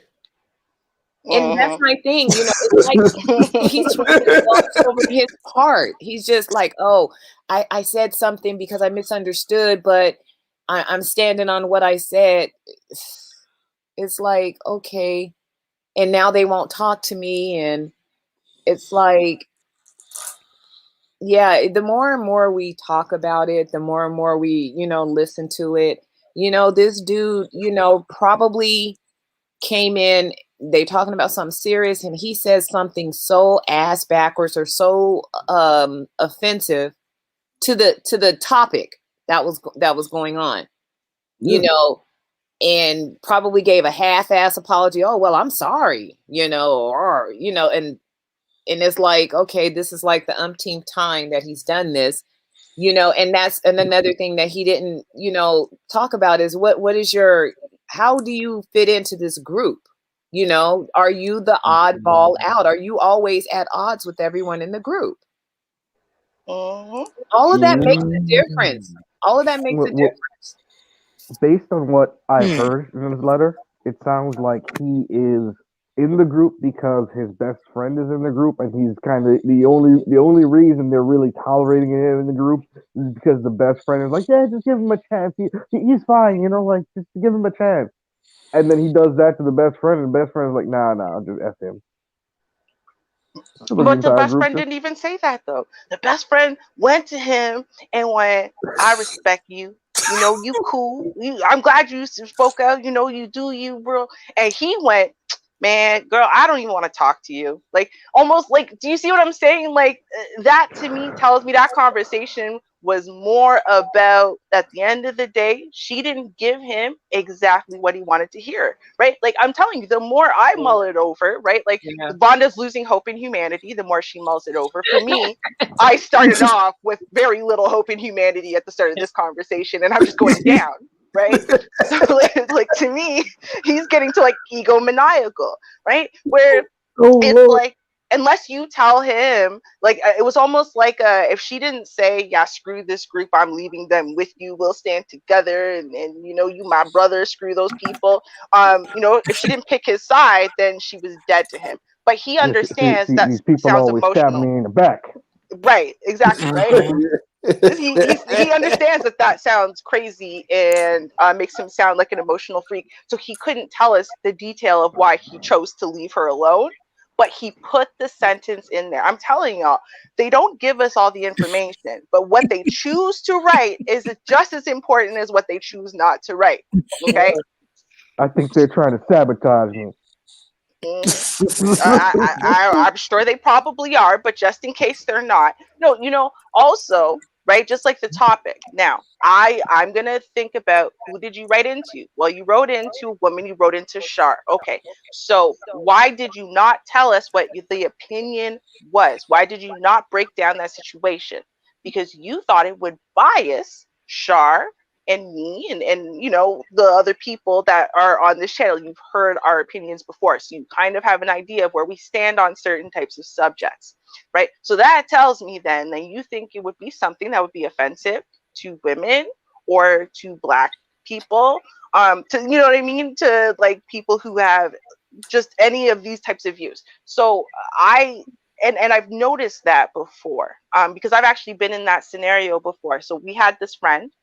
This was like the bar folk, okay? I'll explain to y'all what bar folk are. Bar folk are your best friends in the world, but you don't know their phone numbers, you don't know where they live, but y'all are all alcoholics. So every day you're going to go to the bar. So that's where you know you go see the bar folk, right? Because y'all are going to the same bar every day. You meet at this one bar, you might go bar hopping, you might go to the second bar, you might go to food afterwards, but y'all don't know how to call each other. Like, you're not real friends. So anyway, he's part of the bar folk. Now, we were friends for years. I thought he was super cool. He was a very chill, laid back, relaxed guy. So, you know, a few years older, but, you know, overall, I thought he was a really cool dude. And then one day we were having this discussion, and it was just on relationships and whatever. And one of the girls brought up a crazy video she saw where a guy had said that he doesn't think the law should have ever been changed. Feminists use this to justify feminism. He never thinks the law should have been changed. He doesn't think it's possible for a husband to rape his wife, right? And so the majority of the room was like, oh my God, like, what kind of crazy da-da-da-da? Mm-hmm. And our boy went, it's not possible for a husband to rape his wife. What? Yeah. And we just all just stopped dead and looked at, pardon? And he's like, no, I think it's wrong. You should never, you know, sexually assault a woman. But a man, like, she promised to give him whatever he needs whenever he needs it. That's why they're married. So it's not possible. Yeah, but what if she's not in the mood? What if whatever, you know, then he can just take it from her? He's like, yeah, but it's not taking because he already owns it from the second she said I do. Oh. And we were just all flabbergasted. Like, and he wasn't joking. He was very calm. It was just like okay, and we went on. This was like, we were pushing. We were trying to get him to understand why this could be wrong. It's not like he's like 80 years old. He just don't know better. He's like our age category, right? And by the end of it, nobody's friends with him anymore. Not the guys, not the girls. Nobody's friends with this dude anymore, right? And he thinks we're all being emotional freaks and this and that. And we try to take whatever he said wrong. And that's not what he meant. We know he's protective of women and blah, blah, blah. And we're like, yeah, but do you understand what you just said? You said you're protective of women, but once you marry them, whatever happens behind closed doors, you could do something heinous to your wife, and you think that's acceptable. We don't think Ruby, that's acceptable. did you just say Wow. protective of women? Yeah, like of his female friends, of his sister, of his mom, right? So Oh. yeah, right. Like people couldn't come and disrespect us. We're his friends, right? Like his men couldn't talk to a certain way. Like he would not allow that, right? So that's why we were also flabbergasted. It's like 5 years of thinking you would know for sure you know how he stands on everything, but not on Mm. that, right? And I'm sure if he wrote in, he would have said the same thing. He would have said, I shouldn't have given my opinion. Because that's what it was. There was no misunderstanding. We broke this down for an hour. We 1,000% understood it. Right? He just feels like maybe he should never have offered the opinion that he did. And that's what this guy in the letter is saying. He's saying, I never should have voiced the very true opinion I had. Right? I should have known that it was going to backfire. I should have known people were going to look at me a certain way. And I regret voicing this opinion, but I also don't want to change that opinion or take it back because that's really how I feel about it, no matter how offensive or whatever it is to other people. Mm-hmm. That's basically what he's saying, right? It's like, well, dude, then that means that you and this group so inherently are different on core values that you're not really a group. You're not, right? Like it's like find people who agree with you, I guess. I mean, I don't know how scary your opinion is, but I know there's always people out there who will agree with you, right? And if your true opinions are that out there, you shouldn't have to sit there and change your opinions or pretend you believe certain things just to get friendship. And you don't have to, because there are groups of people who think just like you do. And you can go and comfortably speak your mind with those people who are all going to agree with you or at least not be offended by you. So I guess there's that. That makes sense. And because it's like I said, it's a done deal with these people. He said it's been a month since he talked to him, so just give it up. It's May. You'll be graduating soon. Just give it up. Well, but Those people. how do I make things like this never happen? You can't go back and reverse the past. That is how life is. Especially when you walk away, you give them your ASS to kiss. Mm-hmm. Well, you take what comes with that. Take it like a man. Stop whining about it. Mm-hmm. Right? Or Ain't nobody find gonna humility. chase you. Or find humility. That's what I'm saying. No one's going to chase you, right? You want to find some humility inside your soul? You could try that, right? Because it doesn't sound like you tried that part where you. Humility isn't even a guarantee for this dude because this dude No, already it's not. said there is no humility for this dude because he already said I'm entitled to my opinion. Well, you entitled to your opinion in that corner by yourself. Deal with it. Ain't nobody want to hear your opinion. True.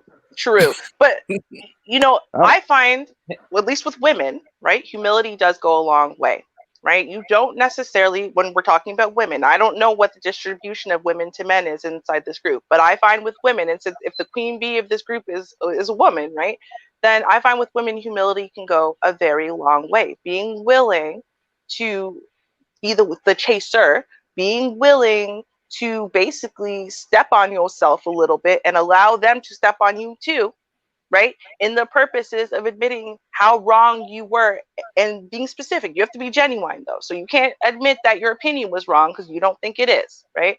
But you can admit what parts you think were wrong. You shouldn't have interjected your opinion. You shouldn't have gotten defensive about it. You shouldn't have called names. You shouldn't have this. You shouldn't have that, right? You can start small, go with your best friend and chase her, right? And then apologize to her. Say you shouldn't have had that little argument with her. You shouldn't have brushed her off. You shouldn't have this. You shouldn't have that, right? Humility goes a long way with women. We like when someone can admit that they are wrong and they're very sorry. Now that doesn't necessarily mean you're gonna get movement, right? Right, because we might still be mad, or you might be in the punishment phase where now that you've shown us the humility, okay, well now your punishment begins, so I'm not talking to you for 3 months, but after that, okay, we can start again. You don't know, but the point is you got to find the humility first. That means you have to, again, this is self-reflection. You got to really, they're not going to tell you, you did this, all these things wrong, so that way you can apologize across the board. You're already past that point. There was a point before where you could have done that. You're past that point now. So you have to do some self-reflection, true deep examination, and figure out, really, where were you wrong, right? And then get to the place where you feel wrong internally, and then go, because you can't go before that point. You know, I'm entitled to my opinion, and y'all just don't want to believe that it was a 9-year-old girl. Y'all think it was a 200-pound man up there. Okay. All right. Yeah, it's his whole, like, you know, if you really think about it, it's a month. You haven't talked to them in a month, and he was saying that exams, maybe they're busy, maybe they're not doing anything, maybe they're busy doing the same thing that you're doing, getting ready for exams, you know, because they're about to graduate. And because people won't talk to the person in question with the letter or however way he feels, there's some times where people will say, I'm not sorry for my opinion, but I'm sorry that I said it, right? Okay. Then you're not really sorry. You're sorry for the timing, because this is how you really think. Right? You know, like Ruby said, like, you know, this is how you really think. And a lot of times I think the reaction that we get from a person when we think that we know them and they actually truly tell you how they think, I think that is what we react to just in a group setting, right? Like when someone says something, you be like, did you just say that? You ain't serious, is you? And then they be like, yeah, like you really think that? Yeah. And they be like, yo, is he serious? Yeah, he's serious. What's wrong with that? And then you just look at him, and then you like, he crazy. Who man's is this, right? And then and you know, and then that's where that separation comes. But then you have to come to a realization that everybody, just because they agree with 80% or 70% of your thinking, it can be that 30 to 20% that can swing the whole balance of you even dealing with them, because everybody has different morals and standards of their life. And the fact that he said that this was a personal issue with the main person in the group, it wasn't a general subject matter that they were talking about and they fell out about, you know what I mean? Like something that affected people, but not directly.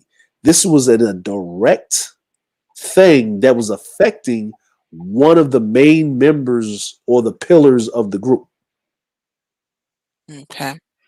And that already is a violation, because if everybody's supporting this person in their thoughts, and this is a main pillar of the group, we're talking about group dynamics, and this person is the most popular, and you're already at odds with this person, even if you was on good standing with the rest of the members of the group, because a person's personal thing that they're going through or whatever, or their situation, it trumps you. It trumps your personal opinion. If it's not in line with the group, then you should have just kept his mouth closed. Now he's learning, or he's learning. And a lot of times, like everybody's saying, you don't get no redos in life. you know, there's no time machine. There's no rewind button. You step in it, and that's what it is. And if you step in it and then decide to step on everybody else's shoes around you, so to make sure that you get whatever crap you stepped on their shoes, you know, just to make sure that, you know, I have a right to my opinion and y'all can't make me change it. No, at that point, that's you. And you know, go ahead. Sorry, go ahead. Well, I was gonna say, you know, I was thinking about an example, you know, where I knew this one guy, right, and he's like, you know, I don't believe in hitting women, but you know, I think that, you know, a guy should have a right to push a woman down the stairs. And oh no, wait a minute. What? Wait a minute. Yeah, I was like, wait a minute. Hold on, wait a minute. Can I walk out the room and Whoa. come back in? Hold on, wait a minute. I wasn't Oh, ready for that one. No, Hold no, on. like this is in the middle of the conversation. It's like, what? Why? How could you be so retarded? No offense to the Like, retarded people, because mhm. but I've heard guys say that, right? I'm not like that. I've heard a guy say, I don't believe in hitting a woman, but nobody say you couldn't shake the shit out of them, right? Or I heard that one. yeah, like long, hey, you know, I mean, you got to protect yourself too. Don't hit them, but you can shake the hell out of them. Like, you know what I'm saying? Like, huh? What? What was this say? He said, "Hey, man, look, what's she gonna say? Hey, officer, he shook the hell out of me." Like, huh? What? Like, what? Uh-uh. Like, I was like, what are you talking about? yeah, But but it's yeah, when you have those kind of outlandish things, and this dude doesn't realize how far in left field he actually is. Mm-hmm. Like, Oh, he does. people could be having a conversation, and she could be like, imagine the conversation being about her boyfriend hit her, right? Mm-hmm. And then he comes in and says that crap, Mm-hmm. and I have a right to stand on my opinion. That's Man, true. Right. That's why I'm saying we don't even know what he said and what's serious, because he's like, it was serious, but I shouldn't have said anything. I mean, it's Right. like what he said and what he didn't say. It's like, but it's also about the attitude when you say it. Yeah. No. That's like so this is, it's a sad story, but um when my sister was 12, I was 22, literally on my grandmother's birthday, my sister's mother committed suicide. So that's the day we found her. And the funeral was a week later on my birthday, right? And this was a very traumatic. My sister's one who found her mother. It was a really hard time, a very, very difficult week for my family, right? Mhm. And so they convinced me after the funeral, just go out and at least have a drink. It is your birthday, whatever, right? So me and my boyfriend, we went out to the bar, right? And people are used to, again, right, the bar folks. So they're used to me, I'm sitting there normally, a couple beers in me, I'm socializing and talking and laughing and whatever, right? And in Mhm. this case, I'm not. I'm sitting there, I'm looking pretty destitute and sad, and just everything was just miserable about that week. Everything. I won't even get into details, but like it wasn't just the death, it was everything was miserable. So I was just devastated, and I just knew that, for years going forward, my birthday was going to, have that ball of misery around it. It was just a bad day. And so we're just sitting there, and I'm trying to hold my tears in and just drink my beer.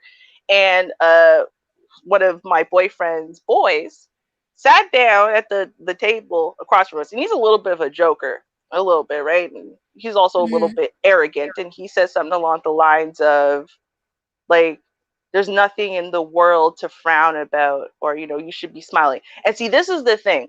Guys don't understand why it is that women find it offensive when men walk up to us and for no good reason tell us we should be smiling. Like, you don't know me. You don't know what's going on in my life right now, this moment, to explain why I'm not smiling. How dare you tell me I should be smiling because you'd rather see a smile on my face, right? But that's basically what he did. And I said, not now, Clint, not now. Right? Just, I didn't even initially flip out, just not now. And then he kept going on and talking about how life ain't that serious and life ain't that hard and blah blah blah. And like, and so my man then turns around and says, like, listen, we're really going through a hard time right now in this moment. If you could just lay off today, we'll talk later. Right? Okay. And he said, right? So then Clint turns around, he goes, oh, come on. Women are so dramatic, always up in their emotions. Like, people actually have real hard lives, that they can't afford to be sitting out having a beer. And I lost it. I lost it. You have Mm. no idea what's happening in my life today. And you're telling me I should smile because you want to see me smile? Lost it. Um, Mm. and I, back then, I was just coming out of my fighting phase, just coming out. So I tried not to swing as often, but when I was a teenager, I fought anyone, men and women. I did fight them. So if I'm going to get up to swing, it's going to be because I want you to fight. And in that case, I did. It's almost like, I don't know, I think men might relate to this more, but it's like when you're hurting internally, like, you don't even care if you lose the fight. It's just the fighting, the punching, the hitting that feels good. Sometimes you actually kind of almost want to be beat up. In a way, I kind of almost wanted to be beat up because I felt like if I had listened to my sister's concerns earlier, we might have found her mom. And it was a whole thing. Okay. I was in hell. Right. And of course, I jump up. Now I'm going to fight this guy and whatever. It was this whole crazy thing because this guy decided that my problems in that moment, the reason why I was refusing to smile, because he told me to smile, must be some petty emotional bullshit, right? Like that was his contextual clue. And it was just like, you don't know, right? Unless you were sitting there to get the full story, to get the full whatever, right? You insinuating your opinion upon other people is incredibly disrespectful. It could be even more disrespectful than you think it is because you don't know what the context is, right? Now, he didn't know. Now, at some point, I think while we were standing there, my man stood up, stood in between of us, and said, like, listen, you know, her stepmother, we just buried her today. It's her birthday and blah, blah, blah. And he turned around and went, people die all the time. It's your birthday. Have a shot. Come on. And started smiling. Oh my goodness. Yeah, that's what he did. And then I swung. But the point is, right at the end of the day, it's like, wow. Like, even with that, like normally people kind of say, hey, listen, with death, you know, it can be complicated. I don't know what the situation is. Stepmother, that could mean nothing, could mean very much, blah, blah, blah. But he decided to be so dismissive, right? And, you know, that was an issue that Clint had regularly, which is why he went from having a big group of friends to having less and less and less and less friends until, you know, you look at him about 5, 6, 7 years later, he was mostly always rolling by himself, mostly always sitting at a table by himself, mostly always like in his phone. But if you looked over his shoulder, he's never texting anyone or whatever, just looking at stuff, right? Because see, that's what happens when you are arrogant like that and you are dismissive of other people and you think that your perspective is the only perspective that matters, right? People don't want to be around that for long. Maybe it worked in high school. It doesn't work as an adult. It just doesn't. Well, that's what I was saying about, you know, maybe if he had listened, but I mean, even with that guy, maybe if he did listen, he still would have had that dismissive, you know, attitude. I mean, because, you know, your man told him and he was like, is that all? People die all the time. Somebody died yesterday. Somebody's going to die today. Someone's dying tomorrow. Don't sweat it. Right. And it's like, oh, you can't say that. Everybody is different. Never, ever expect people to handle things or to react the way that you would. That's why you keep your mouth closed and you just listen if you're a friend. Right. Right. If you're a friend. And that's an important fact too, right? These Zoom rooms, or I can't remember what the hell that place is called where y'all can, like, family fun circus. Can't remember what it's called. Anyway, all these different things people are doing online, right? This is what you're doing behind the scenes, right? So this is where you want to connect with like minds or friends, people who are like family, people you can trust, people, even if, you know, you all have different opinions and different experiences, just people, you know, who are at least going to listen and respect. You know, it seems to me like for them to kick you out over one disagreement about something, you're probably dismissive and arrogant and disrespectful about other people's life experiences and situations. You refuse to give things context. You refuse to, you know, because you're just one of those people, right? You believe what you believe and nothing can change it. You won't admit that, you won't give any room in your opinion for specific factors that someone might have experienced that makes this particular situation important. You know, no one wants to be around that, even if it doesn't directly affect them, because they know next time it might be their situation. It might be their scenario, and you're going to do the same thing to them. Who likes that? Yeah. Right. So what would you say is the number one fix for this, Ruby? You went ahead and did your psychological diagnosis. How would you suggest this person changes this in their life so they don't turn up like Clint in the bar by themselves, sitting looking at their phone with nobody to text? You know what? As a human being who has had to do this, because I actually did. I drove away a lot of friends in my 20s. And it was all revolving around my alcoholism and all of that period of time in my life. But I mean, some of my friends that I'm talking about, I was 12, 13 when I met them. These were really close friends. And I was devastated. Like, some of them I don't care to this day, but some of them to this day I actually care. And I talk about this one girl. She was my best friend, one of my best friends since the 7th grade. And I'm still very sad that, we're no longer in contact. And it wasn't a huge falling out or something. I think it was a collection of things that I did over years. But what it came down to, I figured out, is I was very, very self-absorbed. I really was. I was so absorbed by my own situation and my own pain and my own experiences and my own tragedy and my own my own. That's all I could see. I couldn't see other people. I couldn't see their pain. I couldn't see the way that their pain affected them. I couldn't see the way that my behavior, my attitude, my whatever affected anyone, right? Because I was just wallowing in my own.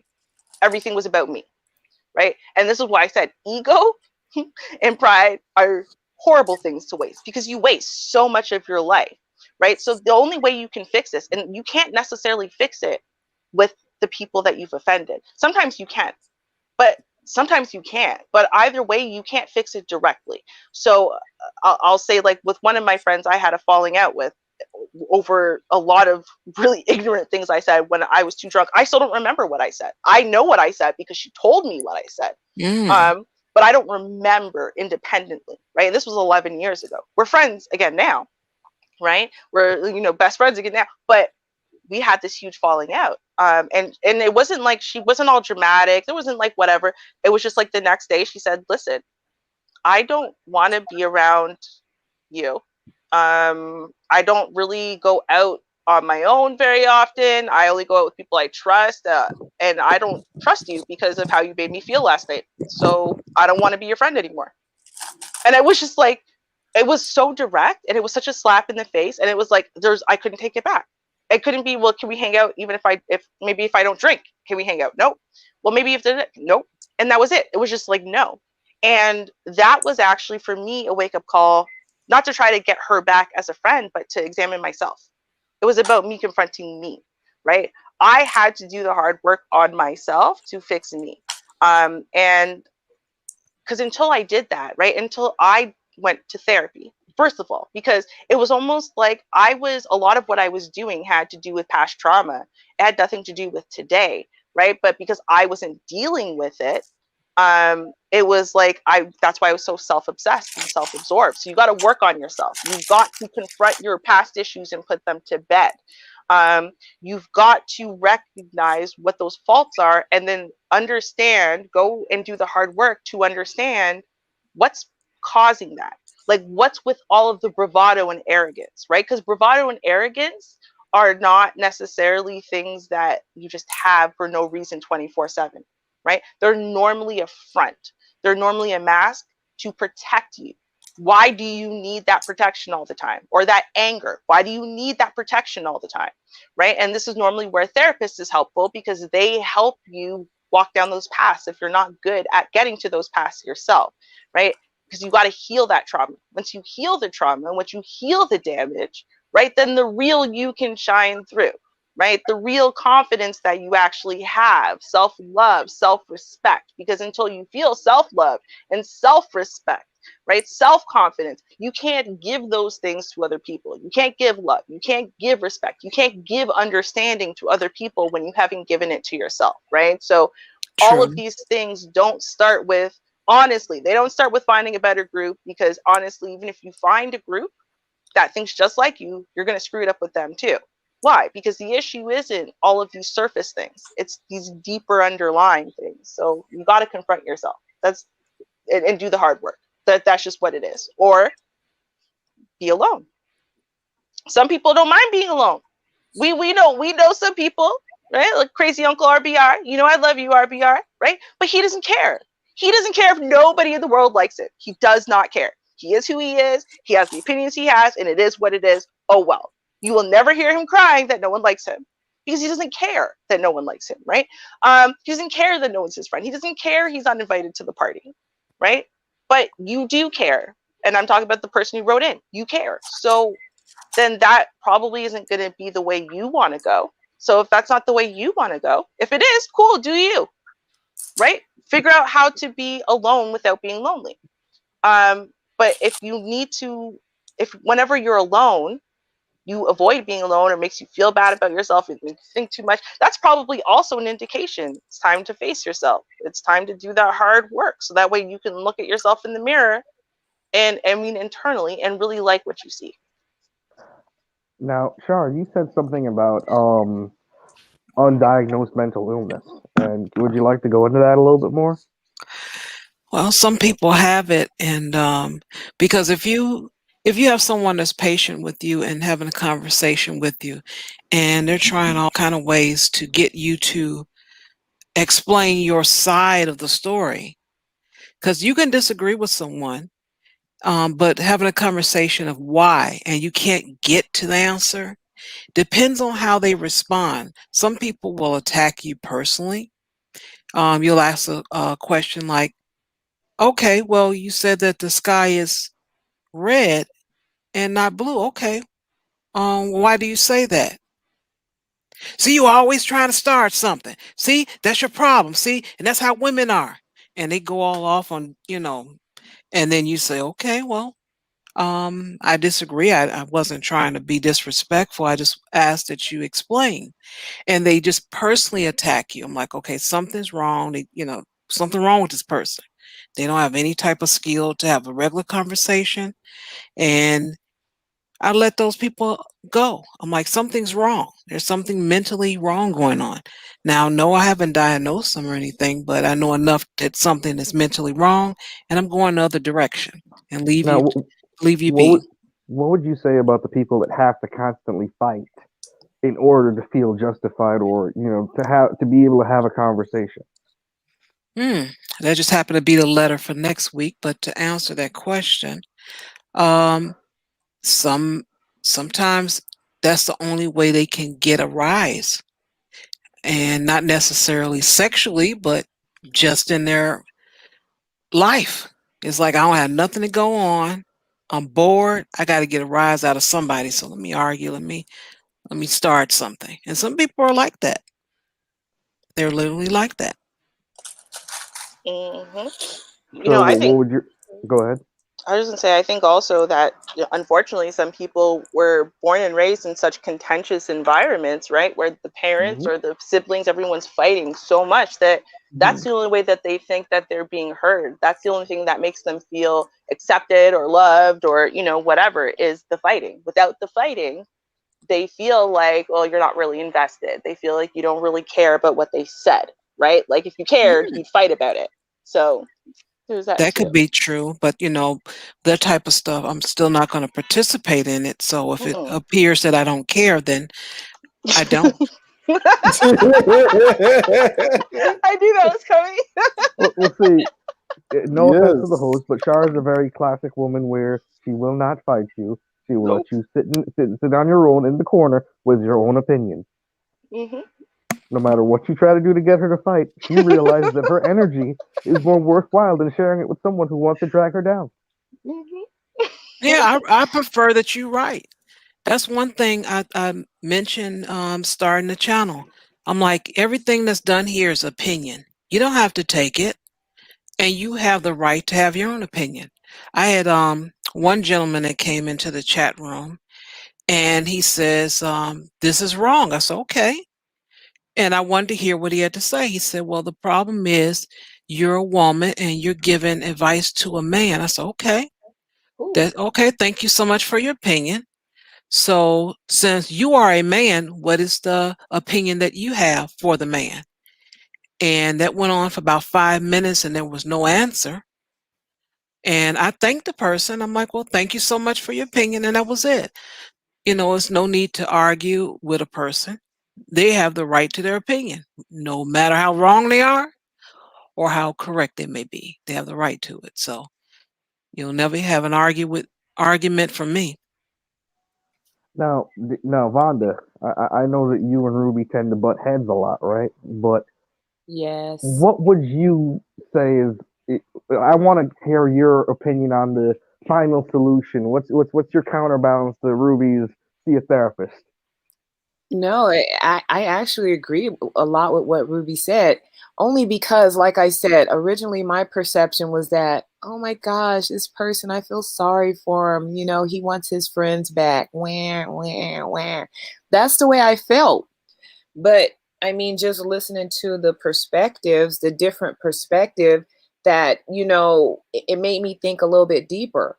You know, now I do feel like this person needs to take time out with himself, whether it be get some counseling or something. But regardless, he needs to take a good hard look at himself to figure out what the issue is. The issue is not this group of people.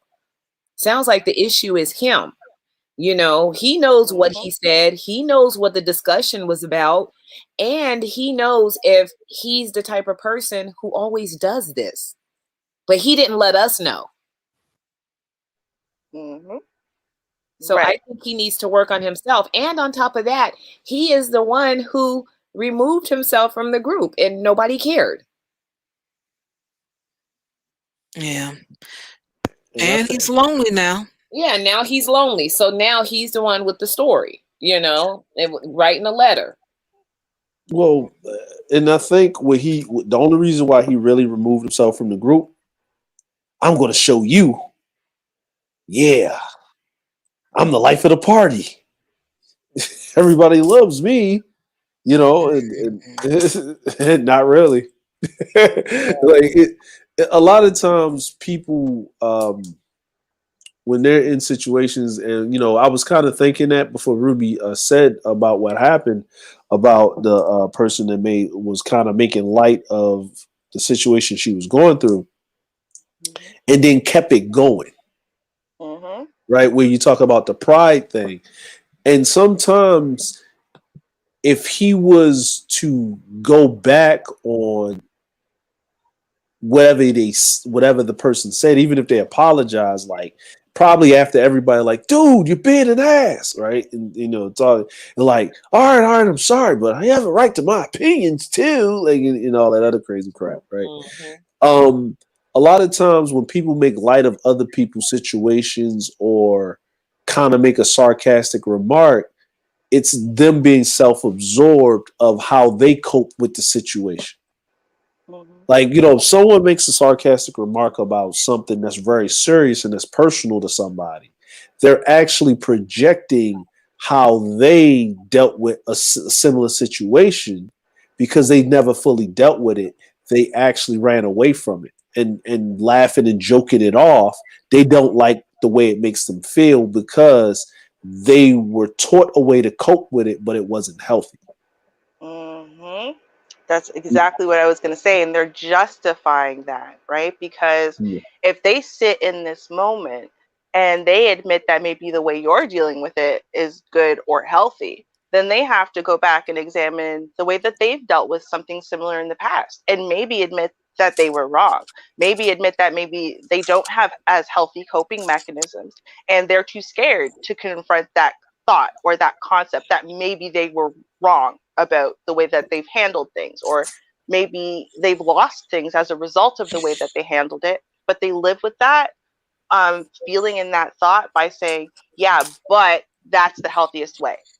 So then when something confronts you to say, oh no, maybe that wasn't the healthiest way, then you have to stop and go, oh God, and I lost this and this and this as a result of that, and blah, blah, blah. And oh man, I was really wrong. And that changed the whole course of my future because I wasn't willing in that moment to be humble enough to realize that maybe I'm not dealing with this well.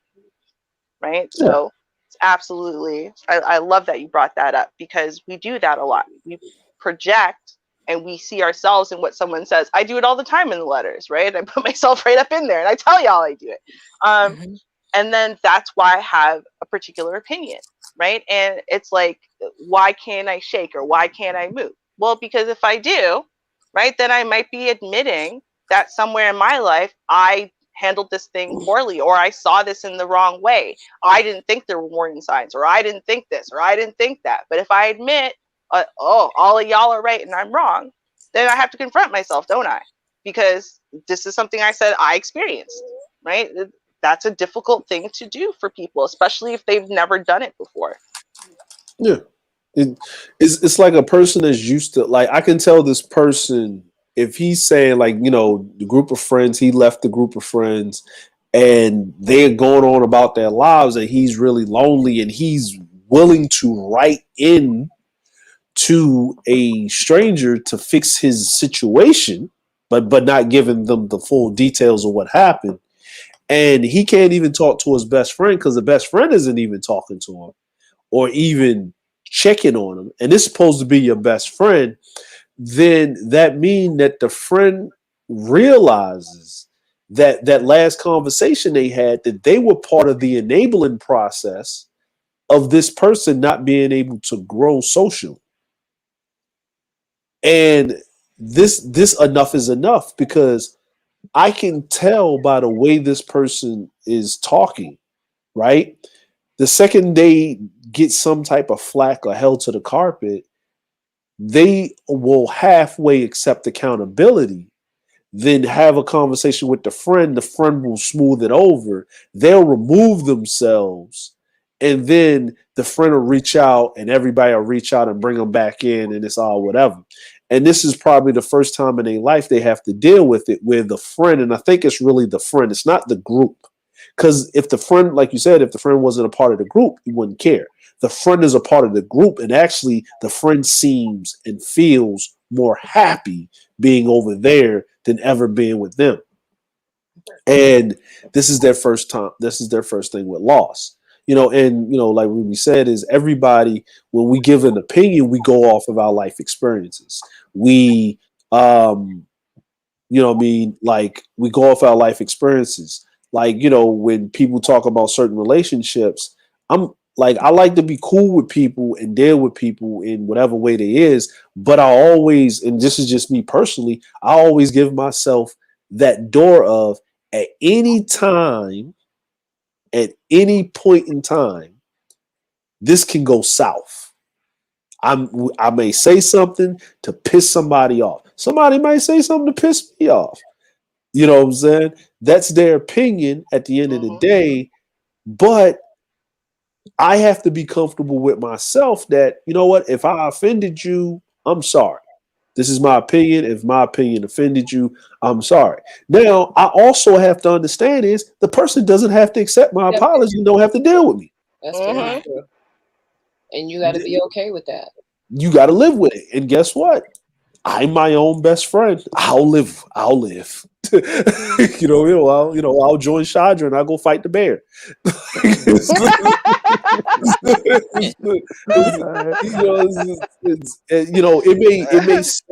It may sound narcissistic, but at the end of the day, it's an opinion, and your opinion only really matters to you.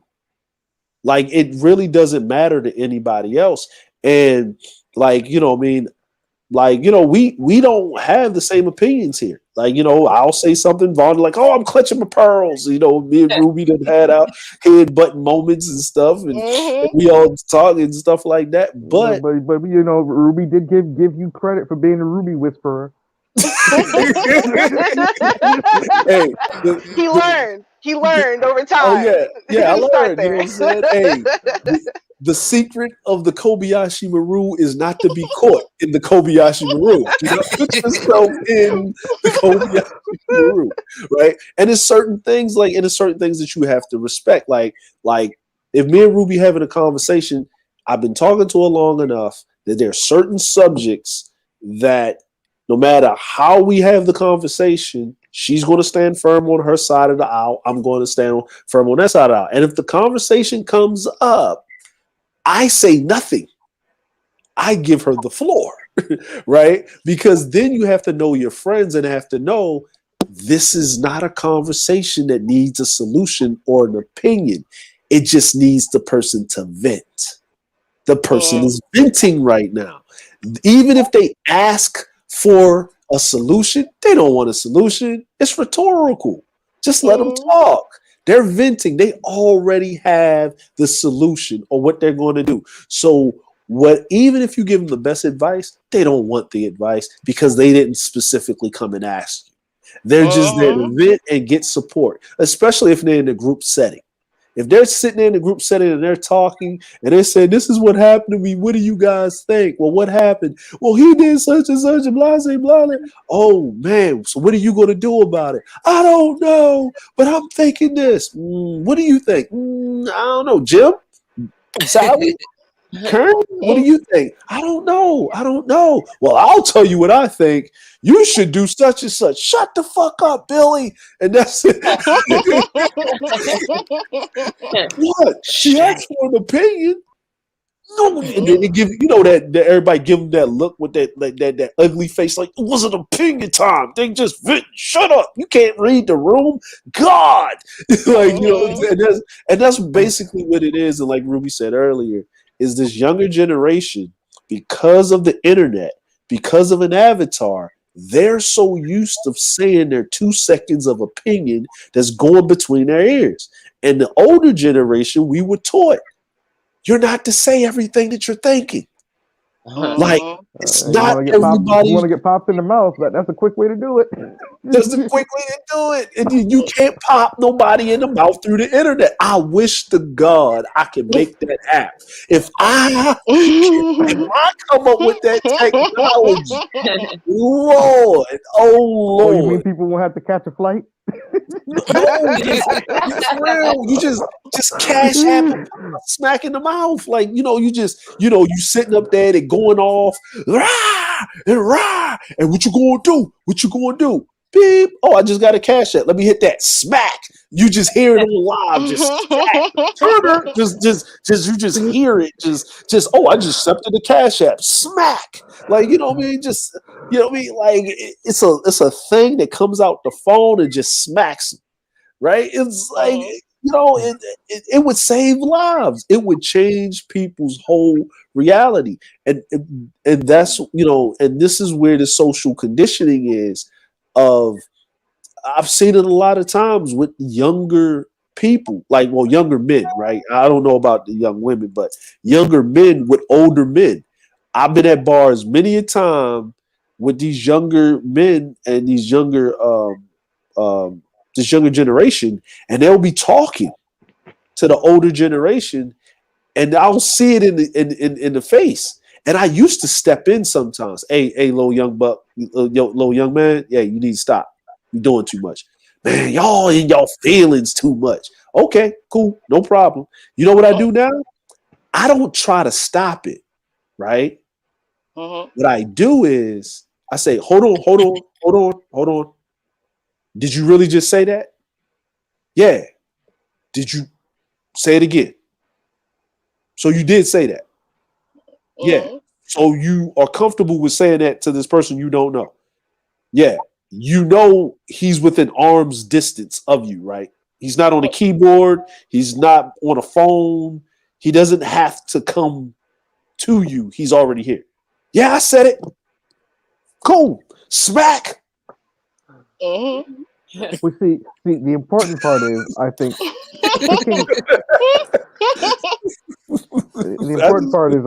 picking the right hill to die on. Because, not every hill is worth dying on. Not every time is your opinion needed or even wanted.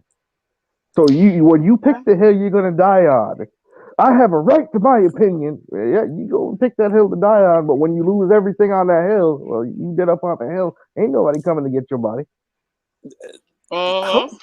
You know what, though, too, and I will say this, right? Because, I mean, y'all know, not everyone is as socially adept. I think that the internet works against men because women's whole way of interacting and fighting and whatever actually still works on the internet, right? Because women's main way of attacking each other is via gossip, right? And via reputation ruining. We're good at these things, which is why the internet works for us. Screenshots? Right? Receipts, bitch. Rumors, doxing, screenshots, the whole nine. That's why we're so good at it, right? Men are at a disadvantage because what they have to do, right, in the real world is still actually be men, They still have to, you know, read the threat of violence from man to man as far as when they speak and whatever, and you know they gotta everything in real life. But then on the internet, they have to come and they basically have to be very good at girl rules,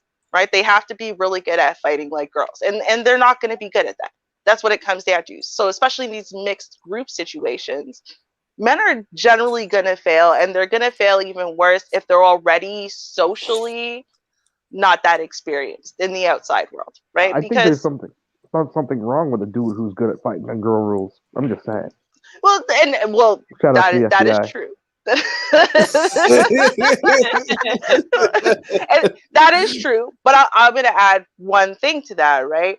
Which is that men who can fight with girl rules, it doesn't necessarily mean that they're good at knowing which hill they should die on and who they should be fighting and why they should be fighting, because men are really good at reading, like say, emotionality, specifically threat from men, right? So they can read when a man is angry, when a man is this, when a man is that. They're very good at that. They're very, very bad at reading women's emotionality. They're like, even on their own women, right? They're not good at reading sadness or whatever, right? Any type of negative emotion on women or in their voices. They're even worse in the voices. So now you put them in this online scenario and situation. And even if they know the gossip and the doxing and the this and the that, their brains are still not adept at picking up on who's friend and who's foe. When are they stepping on too many landmines? When are they not stepping on enough? Blah, blah, blah, right? They're not good at that. And so you kind of set up a scenario, especially during COVID, where now no one can go anywhere, where it's almost like men are primed to fail at the whole social game, right? Women are primed to succeed at this social game online. And so I think the best thing a guy can do who's not good at this kind of stuff is to get, quote unquote, a Sherpa, right? A social Sherpa. That's what you need. You need to get that best friend back. Okay, you need to beg, get on your knees, whatever. You need a social Sherpa. You need someone to help walk you through these things and teach you, because and constantly, not like once you've learned the rules they give you 10 you're good, like constantly, because you have to pick up on the nuance. You need to pick up on, you know, because I'm socially retarded, right? Like I really am. And so, like, you know, A-hole corner and King Petty here can tell you, I regularly say, okay, how can I tell this? Why are these people mad at me? Why did this create a fight? Because I don't know, right? Like I'm very socially retarded that way, right? I'm not trying to create a problem. I create problems I'm not trying to create. So I find social Sherpas to help me out, right? It doesn't mean that I'm not going to still fail sometimes, but the point is I'm trying to learn, right? You got to put in that effort if it doesn't come naturally to you. And trust me, even then, you're still going to step on landmines. But if people can see you're making an effort to try to get better at something that's been addressed or been a problem, they're more likely to give you a second chance sometime in the future when you've shown A, it's consistent, right? And B, it's not just to get something you want, right? So if you ever want this friend group back, you can't just, you know, change a bunch of stuff today and go, see, look, I'm different now, let me back in. Right? They have to see that you've actually internally changed and you're internally trying to make an effort just in your life in general, and not just to try to get them back as friends so you can go back to being who you were. Because obviously they don't like who you were, or you'd still be friends. Well, you know, I'm going to add to that and say you can run back to them and you have to accept when they don't want that apology that you're offering 10 days late and $10 short. True. Because they said, oh, you got pissed and you ran off, and you know you didn't say anything to us for a month, so now they got something else to hold against you. Congratulations, you just dug yourself a deeper hole. So when they don't want to deal with you, that's their choice. You have to accept that. You can't come back and say, I said sorry, why won't you listen to me? You know what? I have a question for the guys, right? Because in my experience in general, right, this probably not always true, but in my experience in general, the way that these things are resolved in real life between men is it gets to a boiling point, right? You step outside, you know, some blows are exchanged, and then y'all can basically shake hands and grab a beer, right? And whoever lost, whoever won. You know, you nurse your wounds and whatever, but y'all are cool now. But you can't do that online. So what is I guess, the online version of that for men? Like, how do y'all online step outside and now it's over? One of the ways that you're missing when it comes to men is men also have the bet system, right? Mm-hmm. And you make somebody wants to go ahead and die on their head. Okay, bet $100. Make them hurt their pockets. They find out real quick when they're wrong. Yeah, Mm. yeah. Okay. Like men for the better point of certain things, because online, like you said, online is really, it was created, the online thing is a space for women to be, mainly men to be there to pull women back into reality sphere, right? So it's basically this weird thing, and the way that men do it online is, we'll argue with each other, right? The virtual blah, right? And then you realize that you're not competing against each other, you're competing against the audience, right? Who the audience wants, right? It's like a debate, because men been doing this for a while. Like, women do it too, but the debate thing is what men do. Like, if you look at these panels with 6 people, 8 people on there, and it's only really 2 or 4 people talking and the rest of the guys are there, Mm-hmm. right? But it's only really 2 people talking, and then it gets hectic when the differences of opinion come up. But men, but men always have to do this one thing. Y'all have always heard it: cite your sources. Where's your facts? Pull it up, right? And even he said, now we're reading it right now. So defend your position. Once you can't defend your position, you lost. You lost, yeah.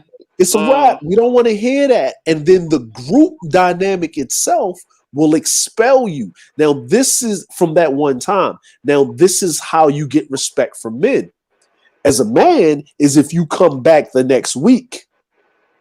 And if you're consistent on standing on that opinion, we may not like you. We may not agree with you, but we'll respect you. Now, if you flip-flop because you've been broken and bent into submission, you get no respect from us.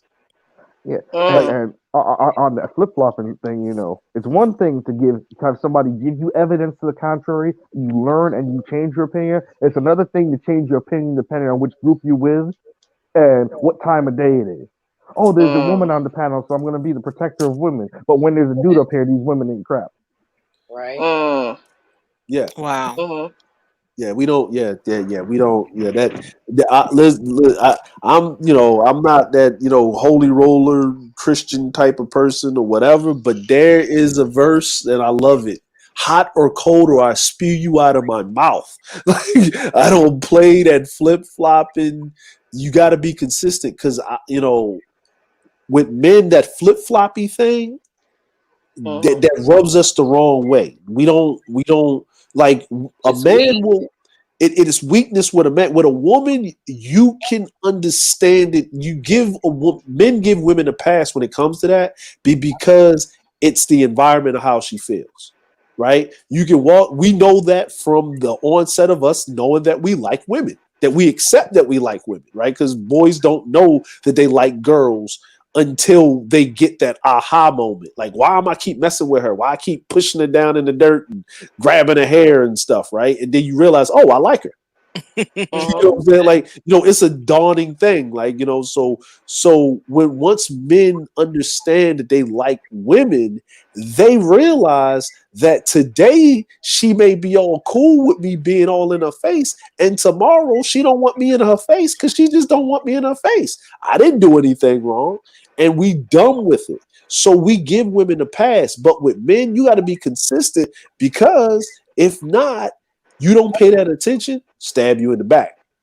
Stab me in the back, plotting on me. Like, and that's the thing. You at least want to know that the dudes you got beside you, that dude's gonna run off and set off that fire that's gonna burn the entire house down. So you know what to expect from him. You'd rather have him than the guy who you don't know what to expect because you don't know what he's gonna do. Something pops off. At least you know the house is burning down. Okay, we got to get out because there's a fire. Them dudes don't know, but he already done set the fire. Okay, so then I have a question, a follow-up here. Okay, so this group, right? We're assuming a mixed group. did not like Buddy's opinion, right? But he stands by his opinion. Okay, so two questions, I guess. It's kind of like a two-part, one question. So then, if he sticks to that opinion, A, right, no matter what, and then B, if he presents evidence as to the fact that his opinion is valid, and is factual and therefore at least factually correct, will that, I don't know, I guess kind of help him bridge the gap back towards those guys, at least that are in the group? No. Okay. And the reason why is because not only did he shove his opinion on everybody else when it wasn't asked for, but he also pissed off the lady. And it's one of those things where if this young lady is the center of attention in the group, you pissed her off. Well, it doesn't matter if you come back 2 days later citing sources saying, so for example, let's say that this young lady had a friend that committed suicide, right? And then you say, well, you know, this you say this statistic about suicide, right? And you come back 2 days later with that statistic or a month later with that statistic just to prove the point that you're right. It doesn't matter because you have already emotionally offended her. Yep. Okay. Yeah, and all that You're time just has trying to gone rub salt in the past. wound. Right. Sorry. Yeah. Yeah, it's a lot of time that's gone past. Is what I'm looking at. So I'm like, if you didn't attack it now, and I say that with anything, if it's something going on, deal with it at the time. Now, if it's maybe if someone's screaming and hollering and yelling, you know, that far as when it comes to anger, then yeah, you're gonna have to let somebody cool off because, you know, you can sing together, but talking that just really doesn't work. So until someone can listen to you, you can have a conversation. Do that. Let the air blow off. I'm like, okay, whew, okay, it's a little heated, you know, get some air. All right. Okay. Earlier today we were talking. I'm sorry about that. I was trying to explain this, blah, blah. Try it again. If that don't work, they don't want to talk to you, walk away. You can try the next day. But I always find to deal with it at the time, whatever it can be. So that way no one's plotting on anybody. You can't say, well, you know, you went and talked to so and so, and I know you didn't mean it because you would have said it then. No, if you tried to talk to that person at the time of whatever was going on, it's genuine. You're in that moment. They can't say anything. They could say it, but you know, it wouldn't be true because you did attempt to try to talk to that person and deal with it. Okay. So then, do you think, right? I mean, because it's one thing to just kind of pretend a month later that like no time has passed, but what if he sits down, he does this hardcore self-reflection, and comes to these realizations, and he reaches out and he says, "Listen, my pride, my ego were getting in the way. I wasn't willing to even hear and listen. I thought I was so right and blah, blah, blah. But I've been really reflecting. You know, I come down to the fact that, you know what? Not only was I wrong for interjecting my opinion, but, you know, really listening to the context of the situation, I can see why I was actually wrong in general. I was disrespectful, and I'm sorry. You know, I never should have done that. Y'all didn't deserve that. Y'all have never treated me that way. I was just dead ass wrong, right? So he acknowledges all the time that passed, that it shouldn't have passed, that he was in the wrong for that too, and he's honest about why it happened. Not just like, I was so scared, and no, like he's gonna say, no, I was an egomaniacal asshole because that's what I'm about. But no, I'm starting to check myself now, and I realize how wrong I was. Do y'all think that will make any positive difference at all? If that happens, and that is a miracle for someone to have that much clarity in such a short time to admit all of that, if he comes to that conclusion in that short of time, like I said, it's a miracle. I would say just accept it, you know, and walk away. Give them that information. Hey, I apologize. Hope you all, you know, we graduate, we do well. Maybe we can hook up sometime later on. Leave the door open. Right. You know, that'll be great. But don't try to force nobody now that you don't had your moment of clarity. Well, you know, I didn't know that, so y'all should forgive me right away. Yeah. Me personally, I think Like if I was to tell him anything, I would tell him basically, you're really hung up on this. They done got over it. So you're only apologizing for your closure, not theirs, because they already closed you out. So you learn from the situation, go do your, fall on the sword willingly, and go find another group of friends and don't make the same mistake twice. Yeah, this is a learning experience. I mean, if Yeah. he's gone through this whole situation, he's in his, his undergrad at college, so he's in his early 20s, late teens, early 20s, roughly. So dude, you need to realize that, quite possibly, based on, what we've, discussed, you alienated those people, and obviously you tend to do this. This is not an isolated one-off incident that happened and everybody was all up in arms. This person, he needs this time by himself. You're lonely because you're not causing havoc. When you probably are the big troublemaker in the whole group. Every time you come around, there's always some stuff, always a commotion with you. Add to that. I mean, I do think it depends on age a little bit, right? I mean, how young are the people in this group? Because I remember once in the 7th grade, the boy I liked and was dating, and by dating it just means saying, "I mean, my girlfriend, okay," and then you might hold hands like twice in the 3 weeks you're dating, maybe kiss once.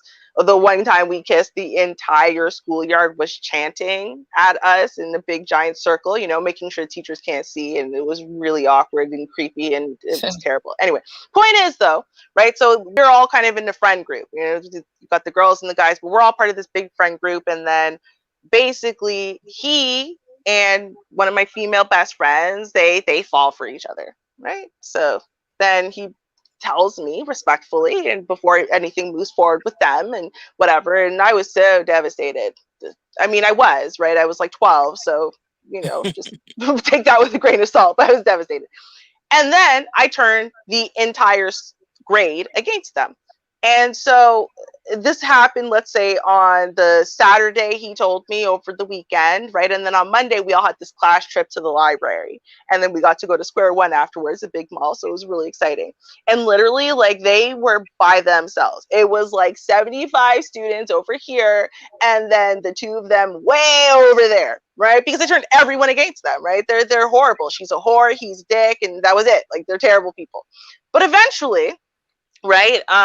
Eventually we kind of got over it, right? Eventually. But that's like the young mind, right? Because we do tend, when we're younger, we're a little bit extreme, right? And we're also a little bit ADHD. We forget things and just let things, as time goes by, we can forget and whatever. So if they're very young, right? Like if they're still in the late teens, maybe instead of maybe mid-20s, you have a better shot at repairing things just because you're young, because you go to the same school, whatever, then you're constantly kind of seeing each other, at least in whatever. There's going to be other opportunities where you're going to bump into each other or have to work with each other again or go to the same parties or whatever, right? And that's the lovely thing about, well, I'll say middle school and high school, and I guess college friends as well, is that it's forcing you almost to do something you don't do once you're an adult, which is you have to see people you fell out with, which then continually reminds you of why you don't hate them, right? Like, so you're not just focused on the last time you fought with them, because you're also seeing them laugh over there, you're seeing them drink that drink you guys used to drink, and blah, blah, blah. So I think it is a good tactic to try to leave things on a positive note. Because if you leave it on the positive note and you just humble yourself a little bit, right? Do that self-reflection. You give them that, right? Figure out how it is that you're wrong. Because I'm just telling you, I think point blank you are wrong. I don't even know what it is, and I'm positive you're the wrong one, right? So figure out how it is that you're wrong, why you're wrong. Come to full acceptance of the fact that you're wrong. Give them that apology. I don't care if it takes another 6 months. Don't apologize till you mean it. Give them that apology and leave it there, because you still got time. You still got time where you're going to bump into each other, maybe even at alumni events and whatever. You have time to reconnect with these people. And this is really important learning lessons that you need, obviously, in your life for you to grow and not do it again. Right. But and it's good practice. Worst case scenario, they never speak to you again, but you get good practice for how to do it a little more immediately and genuinely the next time with the next group. So yeah, young man, you have plenty of time. But like us, we don't, because it's time to go. And without further ado, I want to say thank you so much, everyone, for joining the panel. Those in the comment section, the likes, shares, and the subscriptions. I appreciate that. Hope you guys, hopefully you'll tune in tomorrow for article reaction. It'll be 6:30 p.m. Central Standard Time. And until then, peace. Cheers, y'all. Peace out, family.